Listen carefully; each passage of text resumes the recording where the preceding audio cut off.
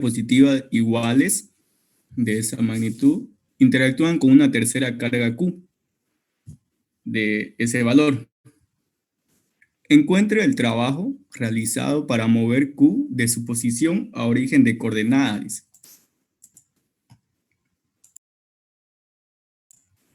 Y esa es la figura. Si se dan cuenta, ahí existen tres cargas, ¿verdad? Dos positivas y una negativa. Está ubicado en un sistema de referencia. Como ven aquí, Y y X. Y los sistemas de referencia están en unidades de centímetros. Entonces, la carga Q positiva, o las dos cargas primeras, son de igual magnitud. Las dos valen 4, o positivo 4 microcoulomb, ¿verdad?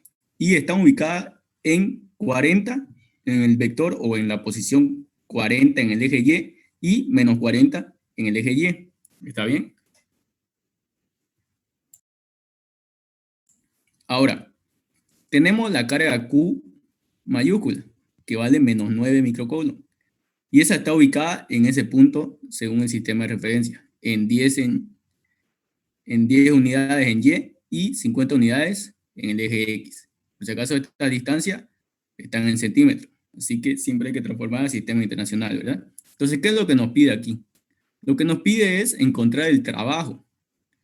¿Y qué es trabajo? ¿Alguien se acuerda qué es trabajo de acá? Nosotros sabemos que trabajo es fuerza por distancia, ¿verdad? Fuerza por distancia. En realidad es un producto escalar, ¿no? El trabajo es el producto escalar entre el vector fuerza y el vector distancia o desplazamiento, ¿verdad? Entonces, si alguien no estudia, digamos, en física 3, si alguien no practica, lo primero que va a tirar a hacer en este ejercicio es aplicar esto de aquí. ¿A qué me refiero? Que va a comenzar a trazar, digamos, las líneas rectas o la distancia que tiene cada carga hacia esta, porque ahí es donde pide, ¿verdad? La carga Q, el trabajo.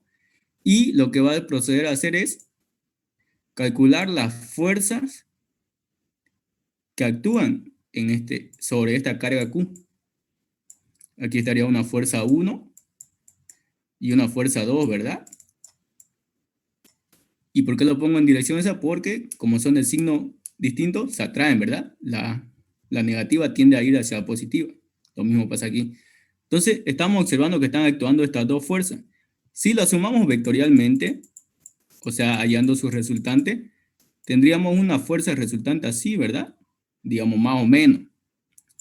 Esta sería la fuerza resultante. Entonces, esa fuerza resultante es la que está ejerciendo trabajo. Y tendríamos que encontrar la distancia de esta carga, ¿hacia dónde? Hacia donde nos está pidiendo, que dice, desde su posición a origen de coordenada, o sea que la distancia es desde donde se encuentra la carga Q hacia ese punto, ¿verdad? Hacia el punto de origen de coordenada, hacia el punto 0, 0. Esa sería nuestra distancia. Entonces, encontrando eso, podríamos aplicar esta fórmula de aquí, pero se hace más complicado, ¿verdad? Alguien se habrá dado cuenta, supongo. Encontrar las fuerzas y después multiplicar por la distancia se hace un poco más tedioso y más largo el ejercicio. Entonces, ¿qué es lo que se hace?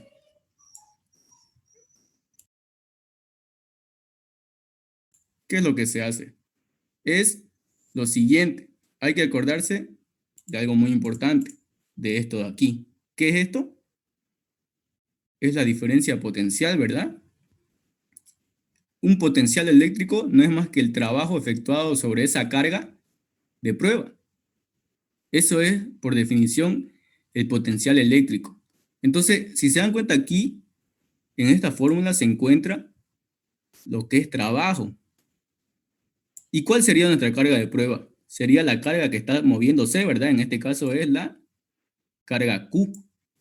Entonces, con la definición de potencial eléctrico, yo puedo utilizar simplemente la fórmula de potenciales sin necesidad de encontrar fuerzas. ¿Está bien? Y obviamente hallar potencial es más fácil, ¿verdad? ¿Por qué? Porque el potencial es un escalar y en cambio la fuerza es un vector. Habría que descomponer y sumar. En cambio, un potencial es un escalar y simplemente se resta, ¿verdad? La diferencia de los potenciales. Entonces yo sabiendo eso, puedo aplicar. Despejo trabajo de la fórmula de potencial y me queda que el trabajo que se ejerce sobre una carga es igual al valor de la carga por la diferencia de potencial. ¿Y cuál diferencia de potencial? Es la diferencia de potencial entre los puntos donde se está moviendo. Entonces, ¿qué significa eso? Que yo tendría que calcular el potencial desde el punto donde está partiendo hacia el punto donde va a terminar su recorrido, ¿verdad? Porque aquí está diciendo desde su posición a origen, o sea que se va a mover desde este punto hacia ese punto. Ese sería su desplazamiento. Entonces, la diferencia potencial de esta fórmula se refiere a eso. ¿A cuánto vale la diferencia potencial de este recorrido? ¿Está bien? Por eso es una diferencia de potencial. ¿Y cuál es nuestra carga de prueba? En este caso es la carga Q mayúscula, ¿no? Entonces la fórmula podemos dejarla en función de Q. Ahora, entonces tenemos la carga Q y la carga 1 y la carga 2 que están interactuando. Entonces, ¿qué dijimos que debemos hacer primero? Es calcular el potencial, ¿verdad? O calcular los potenciales, mejor dicho, porque va a existir un potencial en el punto de partida y va a existir un potencial en el punto final del recorrido de la carga que se está moviendo. Ahora, entonces, como la carga que se está moviendo es la carga Q, esta es nuestra fórmula a la que tenemos que llegar. Trabajo es igual al valor de la carga Q mayúscula por la diferencia potencial. Ahora, a este punto le vamos a llamar punto A, que va a ser nuestro punto de inicio. Y ahí hay que aplicar o hay que encontrar el valor del potencial en el punto A. ¿Y qué se hace para encontrar el valor del potencial en un punto? Se procede a ocupar la fórmula, ¿verdad? ¿Cuál es la fórmula de potencial? Potencial es igual al valor de K por Q sobre R, digamos, o distancia, ¿verdad? Sobre el vector distancia desde la carga hacia el punto donde queremos encontrar el potencial. Entonces, aquí hay que imaginarse, no le puse la animación, pero ustedes imagínense que vamos a despreciar el valor, que existe una carga ahí y simplemente vamos a tomarlo como que ahí hay un punto. ¿Está bien? Vamos a desechar ese valor de carga. O sea, vamos a imaginarnos que no existe nada ahí y simplemente hay la carga 1, la carga 2 y este punto A. ¿Está bien? Entonces vamos a encontrar el valor del potencial en ese punto. Ahora, ¿qué debemos hacer? Debemos encontrar la distancia, ¿verdad? La distancia desde la carga 1 hacia el punto A, que va a ser nuestra distancia 1. Luego, ¿a qué es igual la distancia 1? Observamos. Si se dan cuenta, aquí, esta distancia de 1 no es más que la hipotenusa de este pequeño triángulo que se forma, ¿verdad? Ahí está. Entonces, esta distancia 1 es la hipotenusa de ese triángulo donde este cateto acá, ¿cuánto vale? Aquí dice que vale 50, ¿verdad? Entonces, este cateto va a valer 50. ¿Y este de aquí cuánto vale? Si observamos, la coordenada del punto A tiene 10 en Y 50 en X, ¿verdad? Y la coordenada de la carga 1 tiene 40 en Y. Entonces, obviamente, desde este punto a este punto, ¿cuánto vale? 30. Exacto, ¿verdad? Entonces aquí yo sé que vale 30. Entonces, ¿a qué va a ser igual nuestra distancia 1? Va a ser igual a esto, ¿verdad? Como es la hipotenusa de ese triángulo, va a ser igual a la raíz cuadrada de esto al cuadrado más esto al cuadrado, ¿verdad? Pero aquí tienen que recordar algo.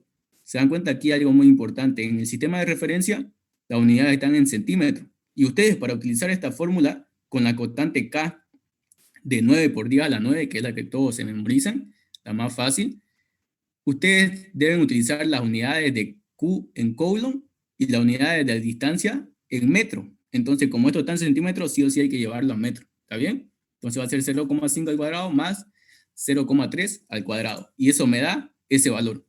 Ese valor es la distancia 1, raíz de 34 sobre 10. ¿Está bien? Entonces, con eso ya encontramos la distancia 1. Ahora,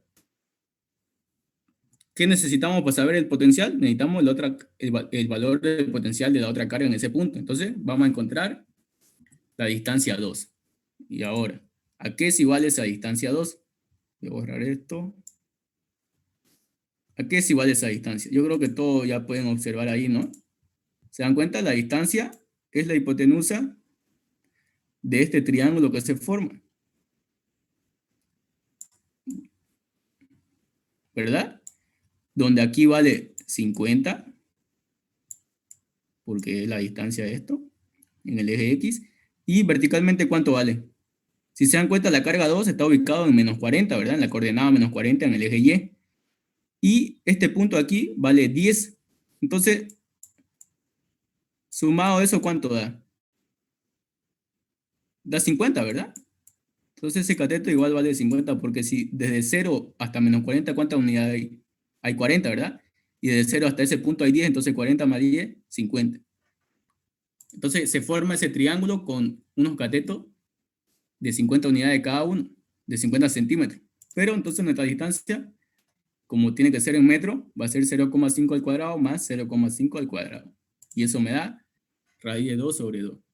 Entonces ya tengo cuantificada los valores de la distancia desde las cargas que están actuando al punto donde estoy analizando. Recuerden que aquí es como si hubiéramos tachado el valor que existe una carga. Simplemente estamos hallando el potencial que generan estas dos cargas. ¿Por qué? Olvidé mencionarlo al comienzo. Pero como la carga Q se está moviendo, porque lo que nos pide es encontrar el trabajo, para que se mueva necesita una fuerza, ¿verdad? Y estas dos cargas es lo que le están entregando energía a esa a esa carga Q. Entonces, debido a la interacción de estas dos, es que esta se va a mover. Por eso es que simplemente estamos calculando cuánto potencial genera la carga 1 y la carga 2 en el punto donde se ubica la carga Q para partir en su movimiento. ¿Está bien?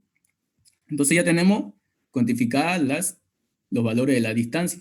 Ahora, voy a borrar esto. Ahora, ¿qué necesitamos? Para el punto A, vamos a aplicar la fórmula de potencial, ¿verdad? Potencial es igual a K por Q sobre distancia. Ahora, para el potencial 1, o sea, debido a la carga 1, va a ser igual a K por carga 1 sobre distancia 1, ¿verdad? Entonces, reemplazando los valores, va a ser K es igual a 9 por 10 a la 9, carga 1 es 4 por 10 a la menos 6, porque aquí está, las dos son positivos, y distancia 1 es raíz de 34 sobre 10, que es lo que encontramos anteriormente.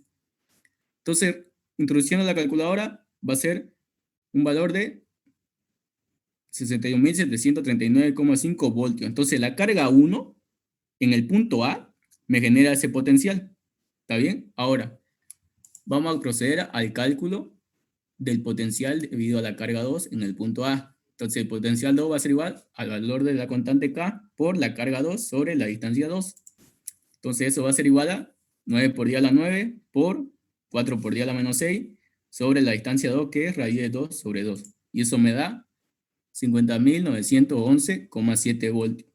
Entonces ya tenemos los potenciales que genera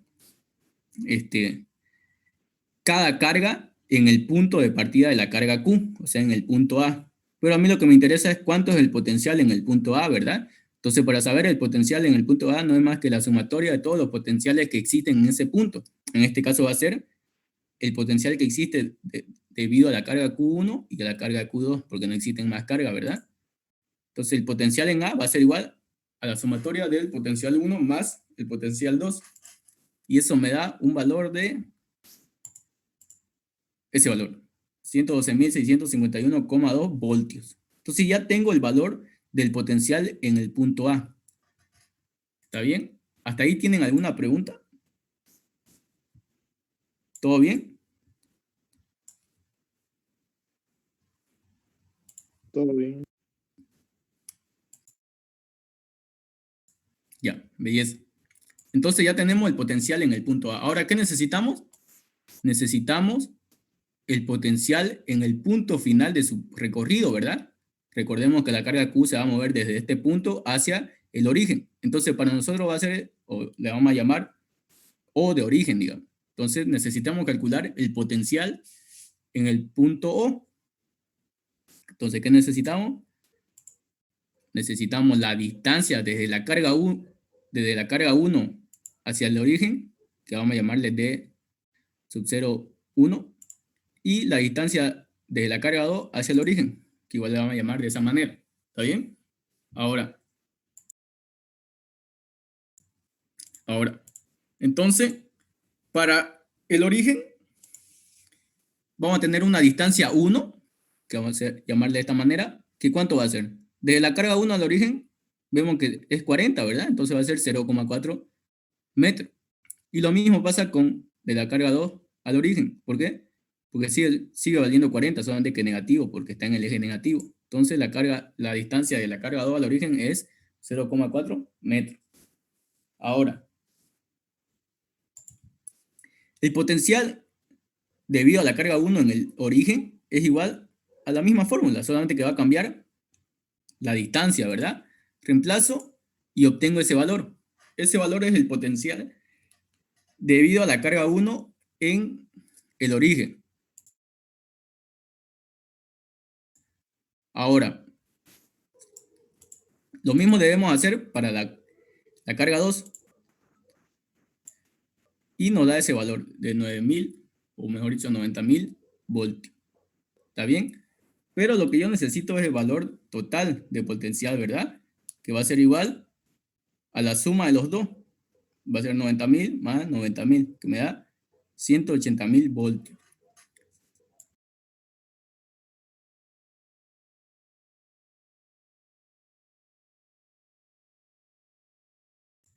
Entonces ya tengo el valor del potencial en el punto O, en el origen, y en el punto A, que es el recorrido, ¿verdad? Recordemos que la partícula Q, lo voy a borrar, va a avanzar desde el punto A hacia O, hacia el origen, obviamente recto, ¿no? Ya tenemos los valores. Ahora, recordemos la fórmula inicial. El trabajo es igual al valor de la carga que se mueve por la diferencia de potencial en los dos puntos donde se va a mover, ¿verdad? Entonces aquí ya podemos deducir lo siguiente, o mejor dicho, necesitamos el valor de esta diferencia. Y el valor de la diferencia va a ser, como se va a mover desde el punto A hacia el punto O, va a ser igual a valor del potencial en el punto A, que es el inicial menos el final, mejor, ¿cómo se dice? Es la diferencia de potenciales, ¿está bien? Entonces ese valor va a ser, reemplazamos los valores y da esto, da este valor. Pero aquí hay un error de typeo y mejor decirlo. Como se está moviendo desde el punto A al O, entonces aquí este, debería ser primero el O y luego el A, ¿verdad? Porque siempre es final menos inicial. Una diferencia es final menos inicial. ¿Está bien? Entonces aquí esto sale positivo. Sale el mismo valor, solamente que positivo. ¿Está bien? Entonces ya tengo la diferencia potenciales entre el punto A y el punto O. Ahora, recuerdo la fórmula. El trabajo es igual a eso. Entonces, ¿cuánto es el valor de la carga Q mayúscula? Es menos 9 microcoulomb, ¿verdad? Entonces aquí yo sustituyo y pongo la diferencia de potenciales y me da este valor. Aquí, obviamente, como hay un error, solamente de signo, pero aquí es positivo, ¿verdad? Como la carga Q mayúscula es negativa, aquí el trabajo tiene que salir negativo. ¿Por qué? Porque ese trabajo, o sea, esta carga está recibiendo energía externa. Está recibiendo energía de estas dos para moverse, ¿verdad? Por eso el trabajo es negativo, o sea, recibe energía, necesita energía para moverse, ¿verdad? Entonces, ese es el trabajo que se necesita para mover la carga Q desde el punto A hacia el punto O. ¿Está bien? ¿Alguien tiene alguna duda?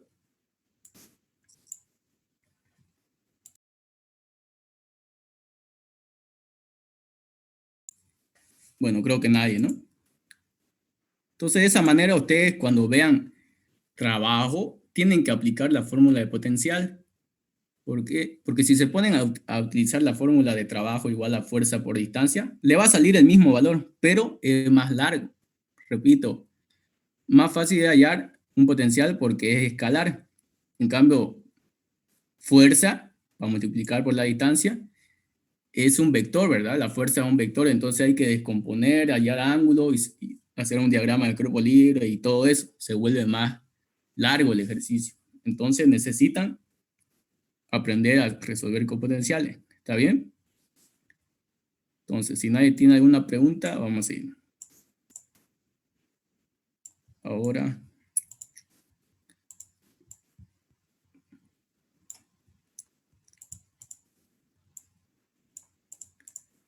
y ahora vamos a hacer este ejercicio para que lo aprendan. Este es el que enviaron, el que envió su compañera, creo, ¿no? Que le dio su auxiliar. Este ejercicio es común con el ingeniero Aguilar y puede ser que entre en su examen, así que tienen que aprenderlo o tienen que aprender a diferenciar cuando está un cable inclinado que cuando está un cable recto.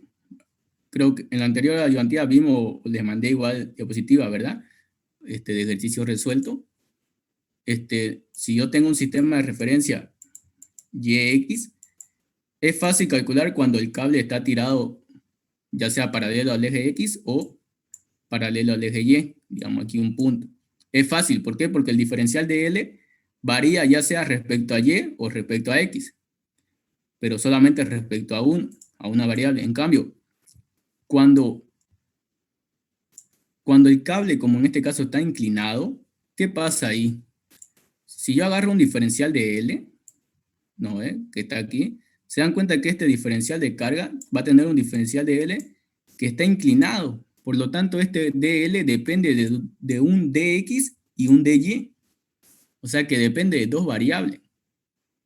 Por lo tanto, deben saber derivar, ¿verdad? Deben saber derivar y llegar a una ecuación que sea respecto a una sola variable para que sea solamente un integral y no dos. ¿Está bien? Entonces, la forma más fácil es la que le voy a enseñar, que es la siguiente manera.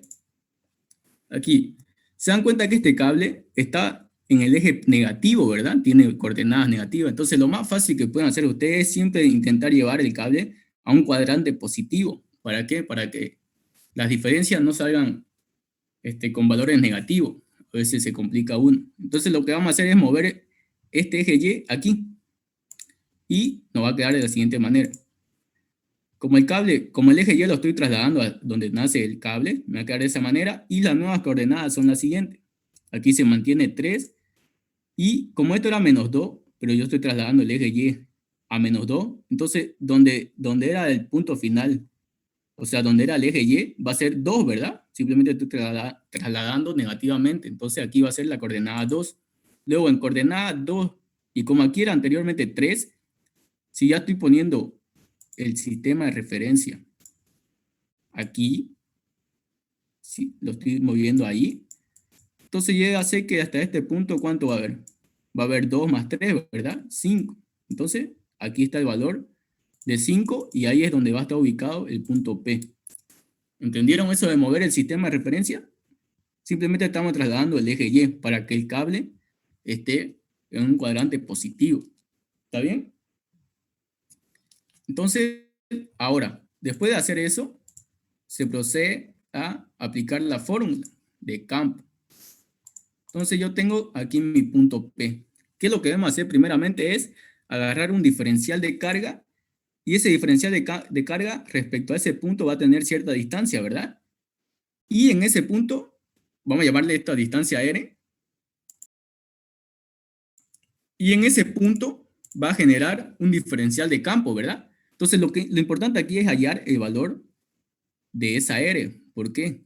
Recordemos que campo es igual a K por Q sobre, vamos a llamarle R a la distancia, R cuadrado, ¿verdad? Esa es la fórmula de campo, y si lo volvemos vectorial, aquí entra un vector unitario radial, ¿verdad?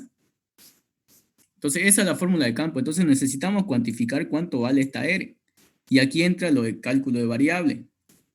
R va a ser variable, ¿verdad? Si se dan cuenta, si proyectamos en el eje X, o mejor dicho, si ubicamos este punto donde nace R, ¿qué valores tiene? Tiene valores de Y y valores de X, ¿verdad? ¿Por qué? Porque este diferencial de carga puede estar en cualquier posición. Como es un diferencial, puede estar ya sea aquí o aquí más pequeño.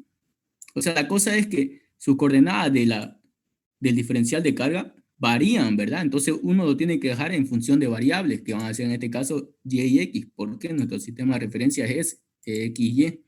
Entonces tengo eso Y si se dan cuenta aquí, siempre se forma un triángulo, ¿verdad? Entre la distancia R y estos dos catetos. Y ahí yo puedo deducir, ¿cuánto vale este cateto de aquí? Y ahí observo, ¿qué es lo que tengo de valores? Si se dan cuenta aquí, yo sé que todo esto de acá, ¿cuánto vale? Vale 5, ¿verdad? Y sé que de aquí hasta aquí vale X. Entonces, ¿cuánto va a valer el restante? Que es este cateto de acá. ¿Cuánto va a valer? Va a valer 5 menos X, pues, ¿no es? Entonces ya tengo el valor de este cateto. Y si se dan cuenta, aquí arriba sucede lo mismo, pero en el eje Y. Si observan bien, de aquí hasta aquí vale Y, y desde 0 hasta ese punto vale 3, ¿no?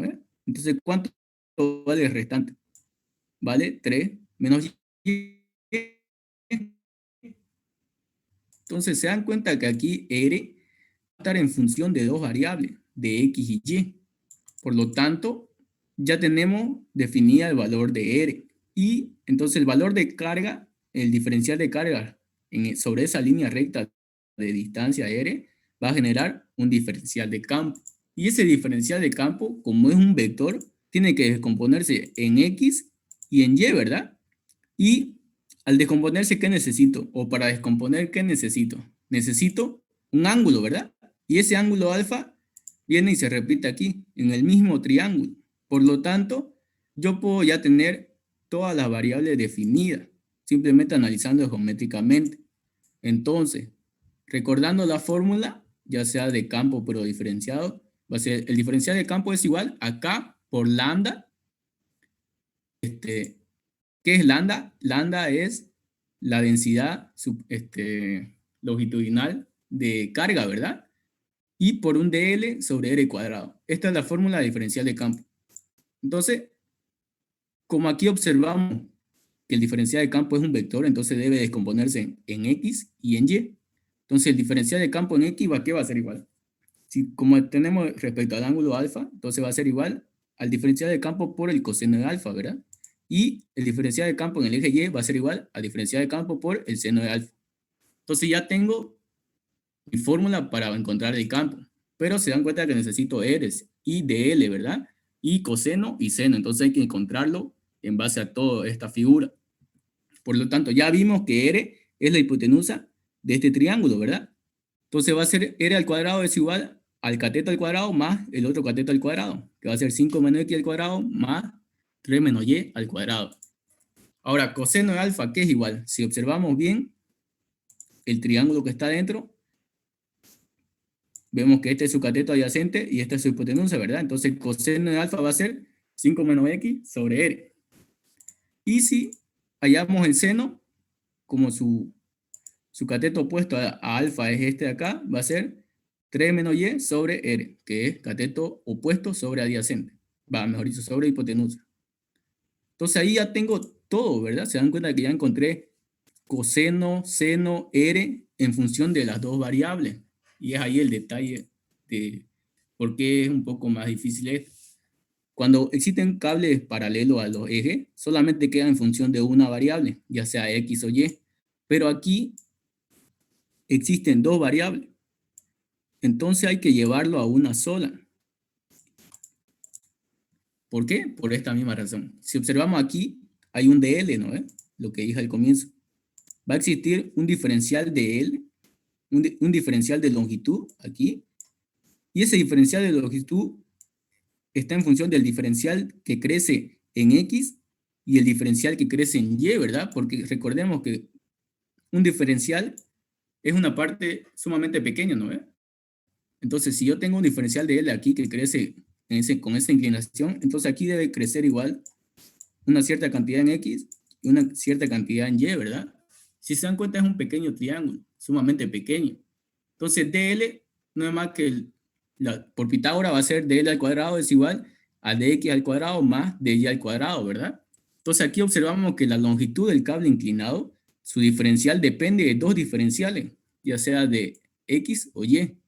Entonces, lo que deben hacer ustedes es llevar a una sola variable para que solamente quede una integral, por lo que como esto es longitud, solo puede barrer en una integral. Si le ponen dos integrales, se vuelve superficie, ¿no? Y si le ponen tres, volumétrica, digamos. Entonces, por eso siempre tienen que llevarlo a, a, a una sola variable. Entonces, ¿cómo hacen eso? De la siguiente manera. Acuérdense de la ecuación de la recta. ¿Por qué? Porque si se dan cuenta, el cable está formando una recta, ¿verdad? Respecto a este sistema de referencia. Por lo tanto, esta es la ecuación de la recta. Y es igual a y2 menos y1 sobre x2 menos x1 por x menos x1 más y1, ¿verdad? ¿Y por qué en función de los puntos? Porque se dan cuenta que el cable crece en punto, ¿verdad? Este es su punto de inicio y este es su punto final. Entonces, es como hallar una recta que pasa por esos dos puntos, por eso se utiliza esta ecuación. Entonces, ¿cuál va a ser los puntos? El punto inicial va a ser 0, 0 y el punto final va a ser 2 y 3, ¿verdad? Porque esas son las coordenadas de ese punto donde está pasando el cable. Ahora, entonces, conociendo los puntos por donde pasa el cable, yo puedo hallar una ecuación que cumpla con la dirección y la longitud del cable, ¿verdad? Entonces, vamos a hallar esa función. Sabemos que esta es la fórmula de la recta y como tengo los puntos y va desde 0 a, mejor dicho, desde el origen hasta ese punto, para nosotros esto va a ser x1, y1 y x2 y y2, ¿verdad? Entonces simplemente reemplazar y2 vale 3, y1 vale 0, x2 vale 2, x1 vale 0 y lo mismo, se reemplaza y se obtiene esto acá. Entonces la función que cumple para este cable inclinado es y es igual a 3 medios de x. Esa es la ecuación de la recta que pasa por esos dos puntos. ¿Está bien? Ahora, entonces yo ya tengo, si se dan cuenta, yo ya tengo cuánto crece y en función de x. O sea, que si yo avanzo, digamos, aquí cierto valor en x que va a ser, digamos, 2, que es el límite aquí, ¿cuánto va a valer y? Va a valer 3, ¿verdad? Entonces se dan cuenta que es como en cálculo, es cálculo netamente, es una función de y, un f de y, un f de x, mejor dicho. Entonces, yo ya tengo y en función de x o x en función de y, que es lo mismo si lo despejo. Ahora yo puedo, gracias a esta ecuación, yo puedo llevar todas estas otras ecuaciones a una sola, ya sea dejar R en función de X o dejar R en función de Y. ¿Por qué? Porque si quiero dejarlo en función de X, simplemente esta Y debo reemplazarla por esto, ¿verdad? Y todo queda en función de X. Lo mismo pasa aquí. Aquí, mejor dicho. Si quiero llevar esto a función de X, reemplazo aquí y ya lo tengo en función de X, ¿verdad? Y lo mismo va a pasar acá. ¿Por qué? Porque DL está en función de DX y de DY. Entonces, si yo derivo esta ecuación, ¿qué obtengo? La derivada de Y respecto de X me va a quedar de esa manera, ¿verdad? Obviamente aquí está dividiendo, pero puede pasar a multiplicar por la física, digamos. Y entonces me queda de esa manera, la derivada de y es igual a 3 medios de la derivada de x. Entonces se dan cuenta que aquí ya tengo la función del diferencial de y respecto al diferencial de x. Entonces yo el diferencial de L igual puedo llevarlo a una sola variable, ya sea de x o de y, de la siguiente manera. Como aquí yo tengo dy, yo voy a llevarlo todo en función de x. Entonces, donde está dy, voy a reemplazar el valor de dy, que vale 3 medios de dx. Y como todo esto está elevado al cuadrado, queda de esa manera. Aplico el álgebra correspondiente y me queda que el dl es raíz de 13 sobre 2 de x. ¿Se dan cuenta? Ya dejé el dl que estaba en función de dx y dy, lo dejé solamente en función de dx. Ahora, todas estas otras variables tengo que dejarla en función de x para que solamente al integrar integre en función de x. ¿Está bien? Ahora, como R está en función de x y y, simplemente donde está y reemplazo el valor de y, que vale 3 medios de x, y queda ya R en función de x. Entonces ya tengo todo en función de x, porque coseno está en función de x y seno simplemente es cambiar y por 3 medios de x y ya va a estar en función de x. Entonces, el diferencial de campo en x es igual al diferencial de campo por coseno de alfa. pero diferencial de campo vale todo esto de aquí, y coseno de alfa vale 5 menos x de r, ¿verdad? Si observamos aquí, r al cuadrado por r se va a volver r al cubo, ¿verdad? Y como r está en función al cuadrado aquí, si lo despejamos, se vuelve una raíz, ¿verdad? Si yo despejo r, aquí se va a volver raíz cuadrada de todo esto, ¿verdad? Y es ahí donde nace ese 3 medio que siempre vemos cuando se integra. Porque si esto lo elevamos al cubo, el radical se vuelve sobre 2, ¿verdad? Entonces queda 3 medios. Entonces, de esta manera, reemplazando los valores de dl, que vale raíz de 13 sobre 2 de x, 5 menos x, y era el cubo, entonces reemplazo y obtengo toda esta ecuación. K constante, lambda constante, raíz de 13 sobre 2 constante, y todo esto es variable, ¿verdad? Porque r al cubo, ya dijimos que r es la raíz cuadrada de todo esto, pero elevado al cubo queda 3 medios, ¿verdad? Entonces todo esto es variable.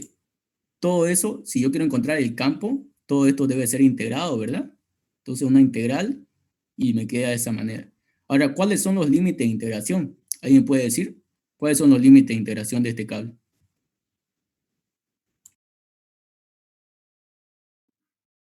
Entre 0 y 3.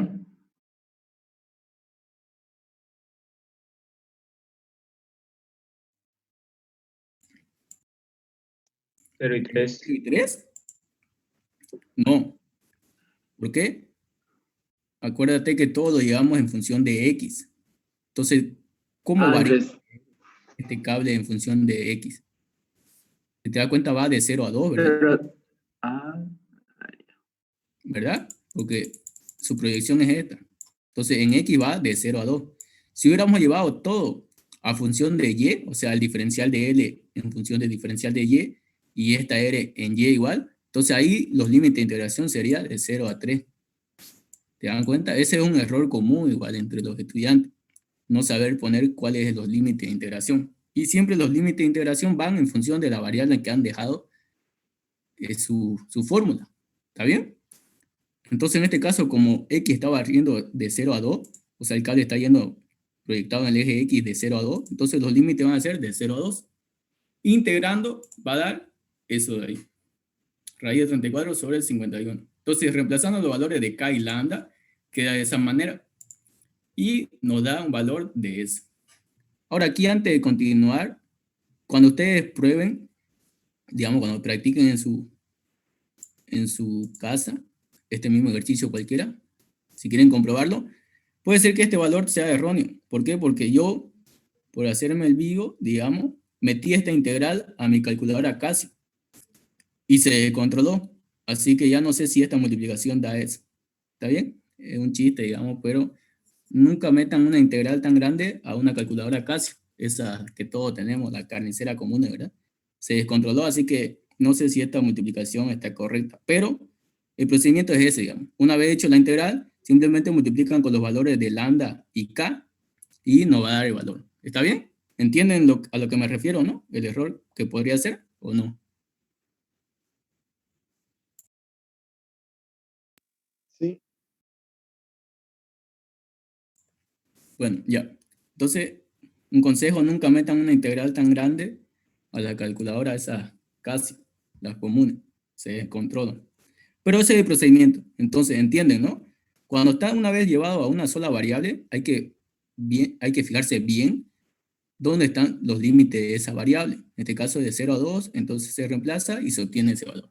Ahora, ya tenemos el campo en el eje X. Ahora falta el campo en el eje Y, ¿verdad? Y observamos, el diferencial de campo en el eje Y es igual al diferencial de campo por el seno del ángulo.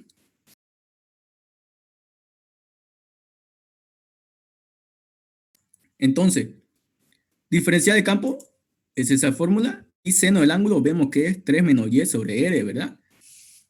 Entonces va a estar de esa manera. Cambiamos el diferencial de L por raíz de 13 sobre 2 de x y ya dijimos que r al cubo es igual a todo esto pero elevado a las 3 medios y aquí vemos como 3 menos y es este valor, pero dijimos que como el diferencial de L está en función de dx, entonces esta y hay que llevarlo a x. ¿Y cómo lo llamo? Aquí, gracias a la ecuación de la recta. Aquí está cómo cambia y en función de x. Entonces simplemente cambiamos y por el valor que tiene esa función, que es 3 medios de x. Y ya está todo nuevamente llevado a una sola variable. Entonces, si yo quiero saber el campo total en ese eje, simplemente debo integrar, ¿verdad? Integro. Y los límites aquí, ¿cuáles son? ¿Alguien sabe? ¿Cuáles son los límites de esto? ¿Es de 0 a 3 o es de 0 a 2? 0, 2. 0,3. No.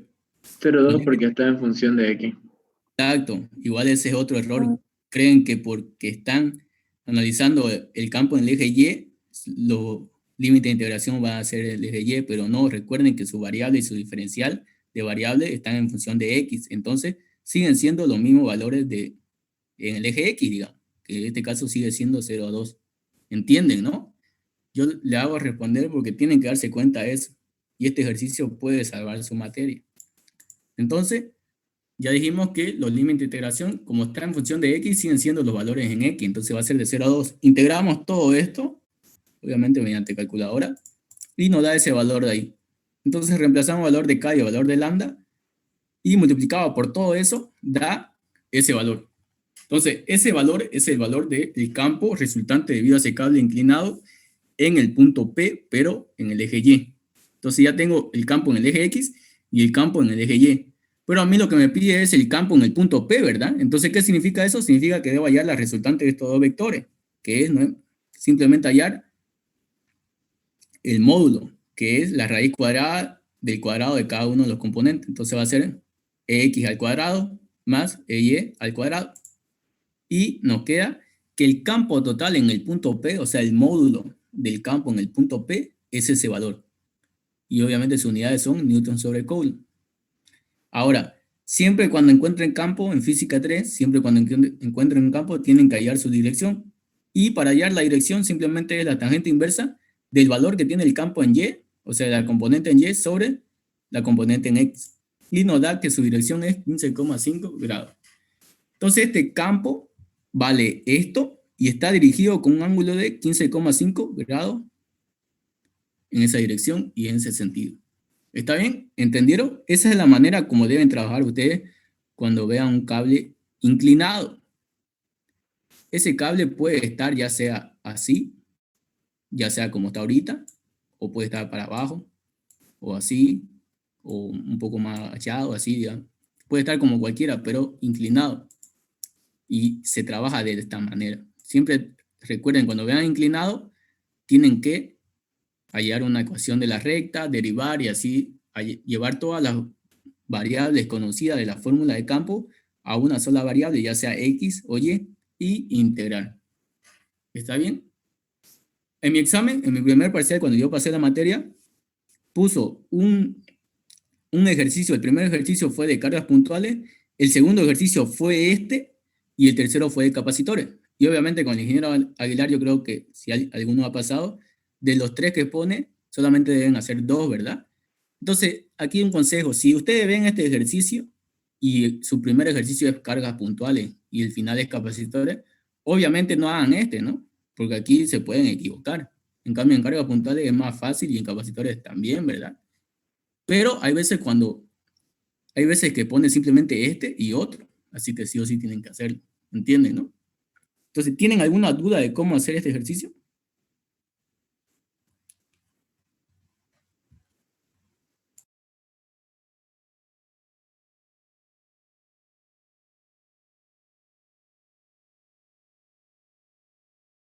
Bueno, creo que no. Entonces, ya encontramos el campo en el punto P debido a ese cable inclinado.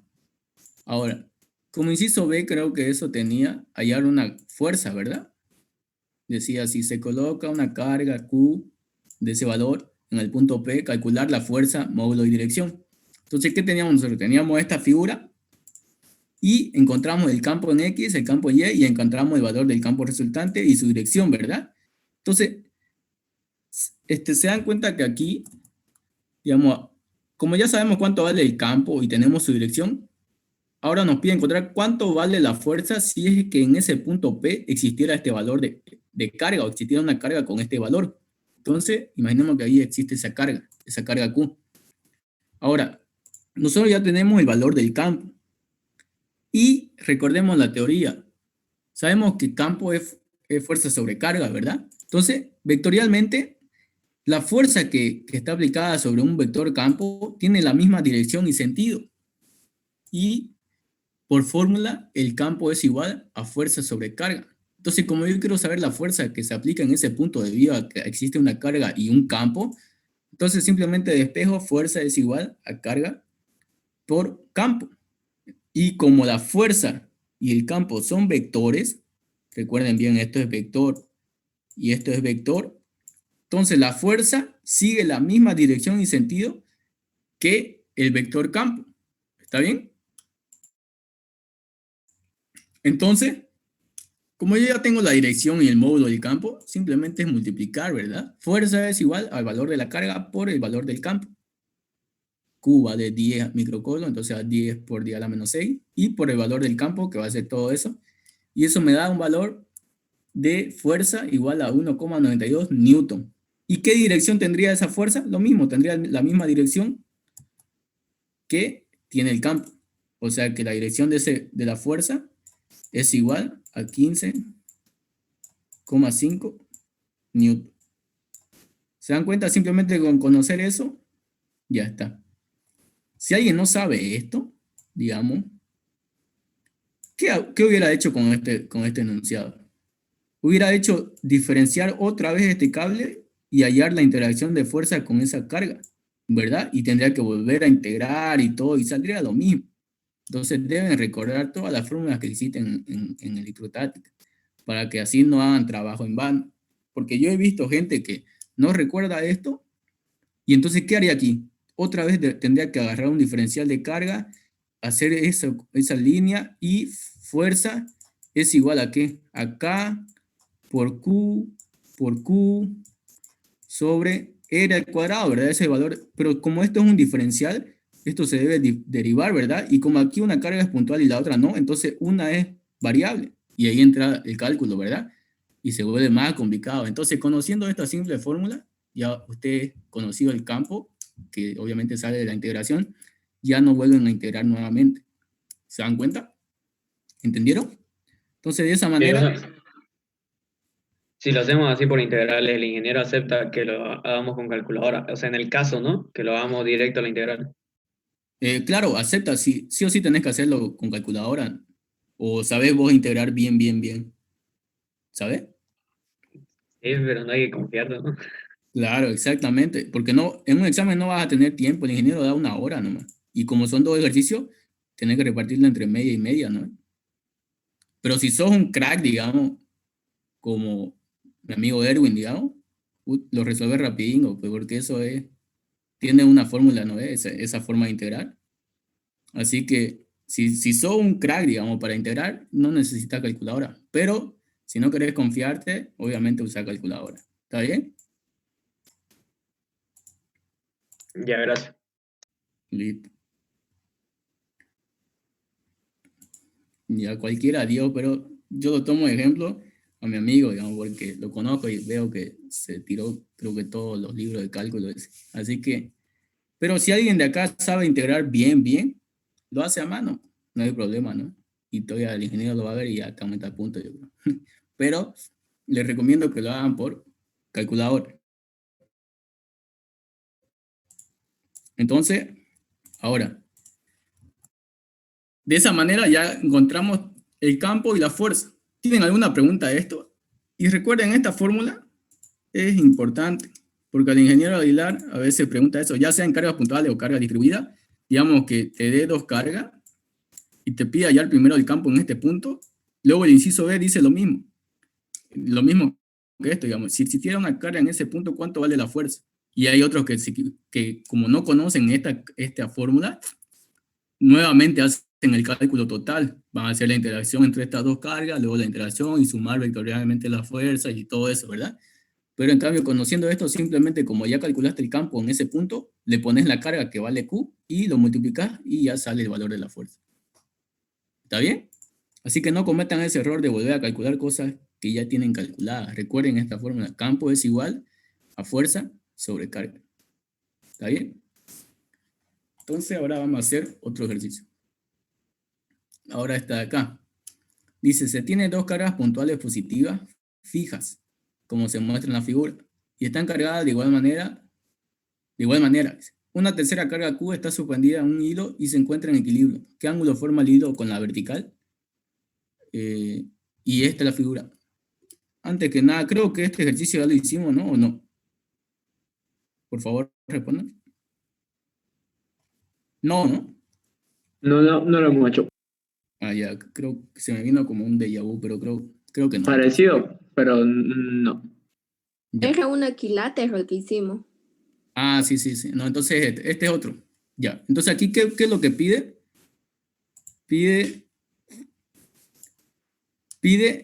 el ángulo que forma el hilo, la vertical. ¿Se dan cuenta? Aquí dice que existen dos cargas de esta manera y existe una tercera que está colgada desde un techo, digamos, por un hilo. Y debido a las fuerzas que están interactuando entre las tres, este hilo se inclina de tal manera que existe un ángulo alfa respecto a una vertical, ¿verdad? Entonces nos pide hallar ese ángulo alfa. ¿Está bien? Ahora, se dan cuenta que aquí no hay ningún dato, ¿no? Solamente hay ángulo y, y valores de distancia, pero no hay valor de carga ni de la otra. Entonces esto es pura álgebra, ¿no? No tienen que equivocarse aquí. Entonces, ¿cómo se procede a hacer este ejercicio? De la siguiente manera. Como nos está pidiendo qué ángulo forma el hilo en esta carga, ¿verdad? Debido al hilo que está sujetado a esta carga, entonces todo el análisis se va a centrar en esta carga. Entonces hay que calcular las fuerzas que están actuando sobre esta carga debido a estas otras dos, para que este sistema esté en equilibrio, ¿verdad? En equilibrio estático, que se cumpla la ecuación de Newton, sumatoria de fuerza es igual a cero.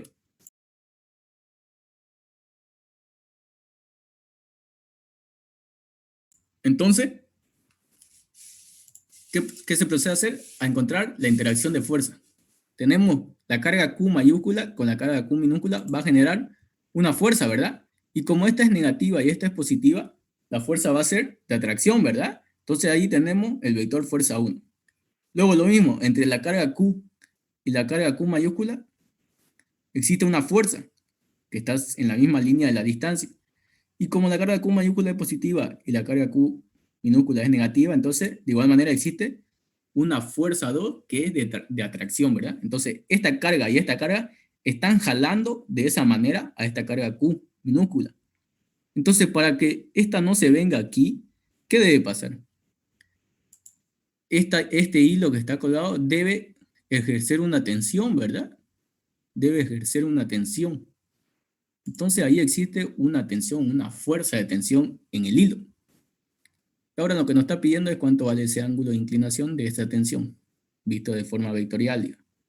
Entonces, todos debemos llevarlo a un diagrama de cuerpo libre, donde el centro va a ser la carga Q, ¿verdad? Entonces ahí movemos todas las fuerzas que están actuando, como es la fuerza 1, fuerza 2 y la tensión. Y ahora ahí, como vemos, como todas las fuerzas están inclinadas, la fuerza 1 y la fuerza 2, necesitamos los ángulos, ¿verdad? Y están acá. Este 37 y 53 son los ángulos de inclinación. Ahora, ¿cómo se repiten? Ahí viene un poco de geometría, ¿verdad? Si yo tengo este ángulo que viene aquí, de 37, imaginémonos que aquí está el sistema de referencia, ¿no? Que es lo mismo allá, que está al otro lado, solamente que está en un diagrama de cuerpo libre. Entonces, si observamos, aquí se forma un triángulo, ¿verdad? Entonces, este ángulo está entre la línea de acción del vector y la horizontal. Entonces, tiene que repetirse lo mismo aquí, ¿verdad? Entre la horizontal y la línea de acción. Por eso es que se repite los 37 ahí. Y los 53 grados, lo mismo, entre la línea de acción del vector y la horizontal, entonces debe repetirse entre la horizontal y la línea de acción del vector, entonces está ahí. De esa manera tienen que sacar los ángulos, porque a veces pueden tener y ahí ya está más fácil, ¿no? Pero tienen que recordar un poco de geometría. Entonces ya tenemos los ángulos de inclinación de los vectores F1 y F2. ¿Y cuál es el ángulo de inclinación de T? Es lo que nos pide, ¿verdad? Es ese alfa y está respecto a la vertical. Entonces ya tenemos todo el diagrama de cuerpo libre con las fuerzas que están actuando. Simplemente ahora debemos aplicar las leyes, ¿verdad? De este equilibrio. Pero primero hay que saber cuánto es la fuerza o cuántos son los valores de fuerza de esta fuerza, pues de estos vectores. Entonces, ¿a qué es igual la fuerza electrostática? Recordemos que la fuerza electrostática es igual a K por Q, digamos, una Q que interactúa, por la otra Q que interactúa, sobre la distancia al cuadrado, ¿verdad? Entonces aquí la fuerza 1, ¿a qué va a ser igual?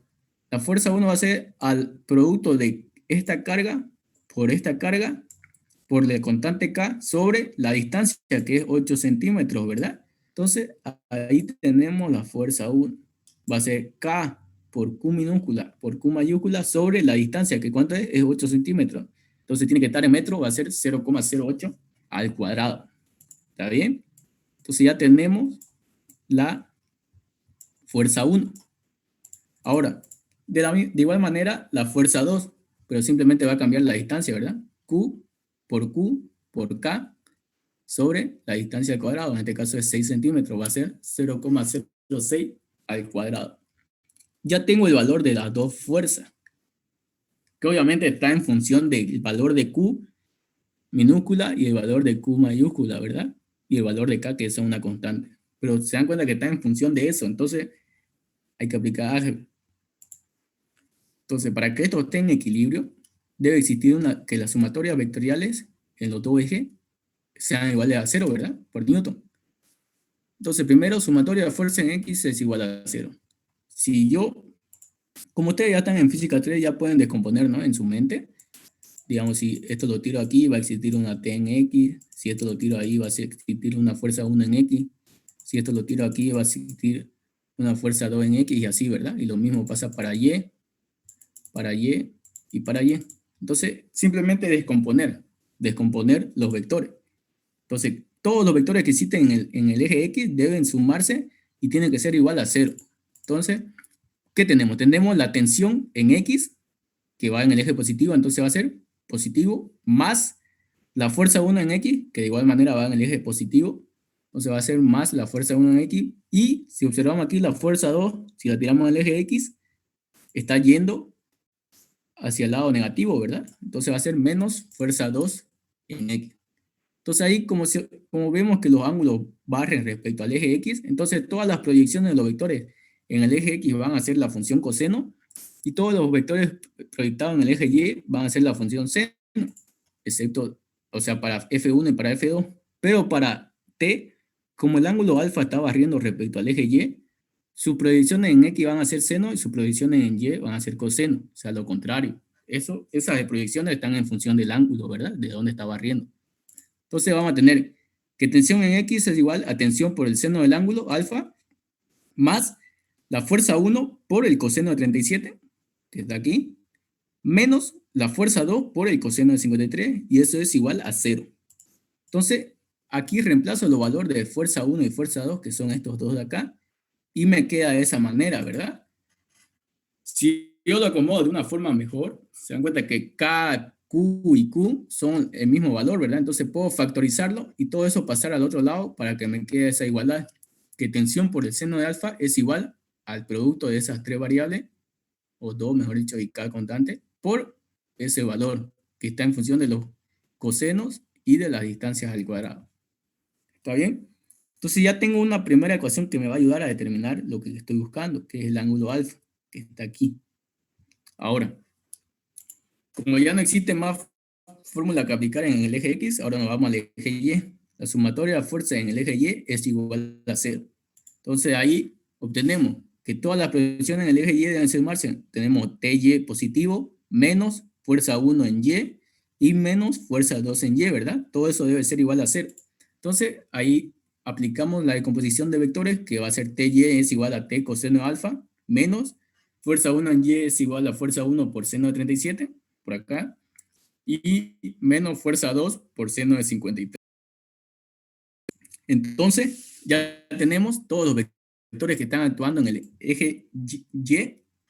Por lo tanto, reemplazamos los valores de fuerza, que siguen siendo estos valores, y nos queda de esa manera. Aplicando el mismo principio de acá, factorizando y pasando al otro lado, me queda que t coseno de alfa es igual a ese valor. Entonces yo ya tengo dos ecuaciones con dos incógnitas, ¿verdad? Aquí t y t, alfa y alfa son incógnitas, porque estos valores se asumen que son conocidos y además se van a simplificar, ¿verdad? Porque este es lo mismo que este. Entonces ya debo resolver el sistema de ecuación. Debo resolver este sistema de dos ecuaciones con dos incógnitas. Entonces, de 2 de este, voy a despejar t. Despejo t y me queda de esa manera, ¿verdad? Coseno de alfa. Lo reemplazo en 1. Se dan cuenta aquí, ¿no? Entonces lo reemplazo y me queda de esa manera. Y aquí viene su habilidad en los números, digamos. Se dan cuenta que aquí yo tengo seno sobre coseno, ¿verdad? Aquí es igual a tangente. Entonces, todo eso que está multiplicando a esa de ahí va a pasar a dividir a todo esto de acá. Pero como va a pasar a dividir y como esta KQQ es lo mismo que esto de acá, entonces se simplifica porque está al otro lado de la igualdad, ¿verdad? Entonces el tangente de alfa me queda a todo esto de acá, que está en función del ángulo de inclinación de la fuerza y de la distancia que tiene la fuerza. Entonces, aplicando la tangente inversa para despejar el ángulo, me queda que el ángulo es igual a 7,64 grados. Entonces ya encontré el ángulo que debe tener la inclinación del hilo respecto a la vertical para que estas dos cargas la tengan de esa forma a la carga Q, por la interacción de las fuerzas que están sobre esta carga Q pequeña. ¿Está bien? ¿Alguien tiene alguna duda?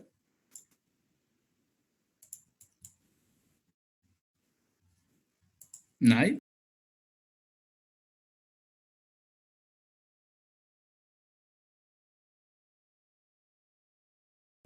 Bueno, entonces de esa manera ya resolvimos otro ejercicio. Y de esa manera ustedes deben aplicar para cuando vean equilibrio. Simplemente acuérdense de que si dice equilibrio, digamos, como acá, deben hacer sumatoria de fuerzas en X y en Y iguales a 0 y va a salir la variable ya sea que... Aquí puede pedir cuánto es la tensión del hilo, digamos. Entonces, conociendo el ángulo, yo puedo reemplazarlo aquí, ¿verdad? Y ya tengo el valor de tensión. Pero para cualquier ejercicio que vean similar a este, ya sea un cuadrado o cualquier cosa, la manera que deben proceder es de esta manera. ¿Está bien? Ahora vamos a pasar a hacer otro.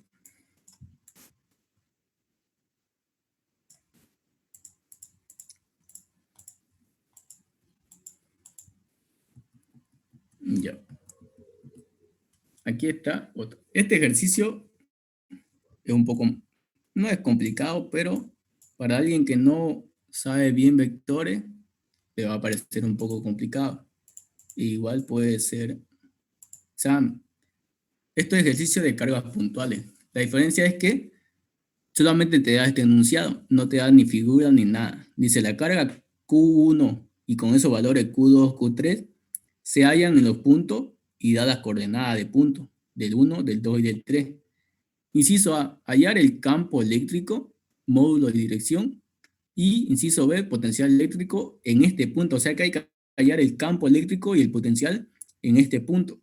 O sea, está dando coordenadas, ¿verdad? Entonces, ¿qué deben hacer ustedes?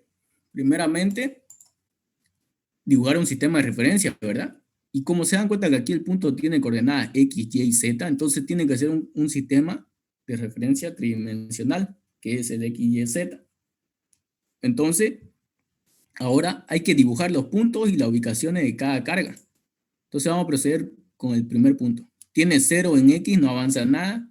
1 en Y y 2 en Z. Entonces en ese punto se encuentra la carga 1. ¿Está bien? Luego tenemos el punto 2, va a ser 1 en X, 2 en Y y 0 en Z. Entonces va a ser 1 en X, 2 en y 0 en Z. Entonces en ese punto se encuentra la carga 2. Ahora, la carga 3 se encuentra en 0, 0, 1, entonces no se mueve en X, tampoco en Y, y solamente en Z, y queda de esa manera la carga 3. Entonces esas son las ubicaciones en el sistema de referencia, según estos puntos, de las 3 cargas que están actuando aquí. Ahora, ¿qué es lo que nos pide? El campo eléctrico en ese punto, entonces hay que ubicar ese punto respecto al sistema de referencia. Va a ser 2 en X, 5 en y 7 en Z. Entonces por acá se encuentra el punto P con esas coordenadas. Entonces hay que encontrar el campo eléctrico en ese punto de ahí. Ahora, ¿cómo yo encuentro? Y aquí viene una variación de la fórmula, que es en realidad la verdadera fórmula de campo eléctrico. Entonces yo tengo P1, P3, P2 y P3, ¿verdad? Tengo las coordenadas. Ahora, vamos a resolver el campo eléctrico. Recordemos la fórmula. Esta es la fórmula verdadera del campo eléctrico. Como el campo eléctrico es un vector, va a ser igual al producto de la constante K por la carga que está generando el campo sobre un vector, o sea, sobre el vector distancia al cuadrado, o sea, esto es módulo, por un vector unitario radial. De aquí, ¿alguien sabe qué es un vector unitario? ¿O alguien no sabe qué es un vector unitario radial? ¿O un vector unitario mismo? ¿Saben o no? No. ¿No? Bueno, van a aprender aquí. Entonces, lo primero que vamos a hacer es encontrar este R. Encontrar la distancia desde la carga 1 hacia el punto, luego de la carga 2 hacia el punto y desde la carga 3 hacia el punto. Ahora, ¿cómo yo encuentro esa distancia? Si solamente tengo datos, puntos, ¿verdad? Tengo puntos. Entonces, acuérdense un poco de álgebra vectorial. Si yo tengo conocido el punto donde se encuentra la carga 1 y el punto donde quiero encontrar el campo, que es esto de acá, ¿cuánto va a valer esa distancia R1? Va a ser la diferencia entre esos dos puntos, ¿verdad? Es como si estuviera armando un vector. Y sobre esa misma línea del vector R1 va a aparecer el campo 1, que es el campo que genera la carga 1. Lo mismo va a pasar con la carga 3. Va a existir una distancia R3 y aquí viene el chiste, como esta carga 3 es negativa, genera un campo de atracción, ¿verdad? Aquí una carga 1 positiva, entonces genera un campo de repulsión en ese punto. Ahora, la carga 2 igual va a tener una cierta distancia de R3 y como es negativa, va a generar un campo de atracción en ese punto, ¿verdad? O sea que va a intentar atraer todo lo que hay en ese punto. Entonces, esos son los 3 vectores que están actuando sobre el punto P. Ahora hay que cuantificarlo. ¿Y cómo se cuantifica? Aplicando matemáticas, pues, ¿no?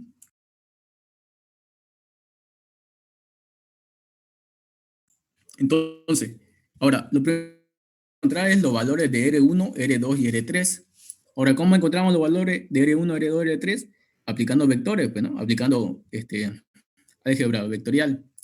Si tengo puntos coordenadas conocidos, la línea que une esos dos puntos simplemente la resta entre los dos puntos, ¿no es?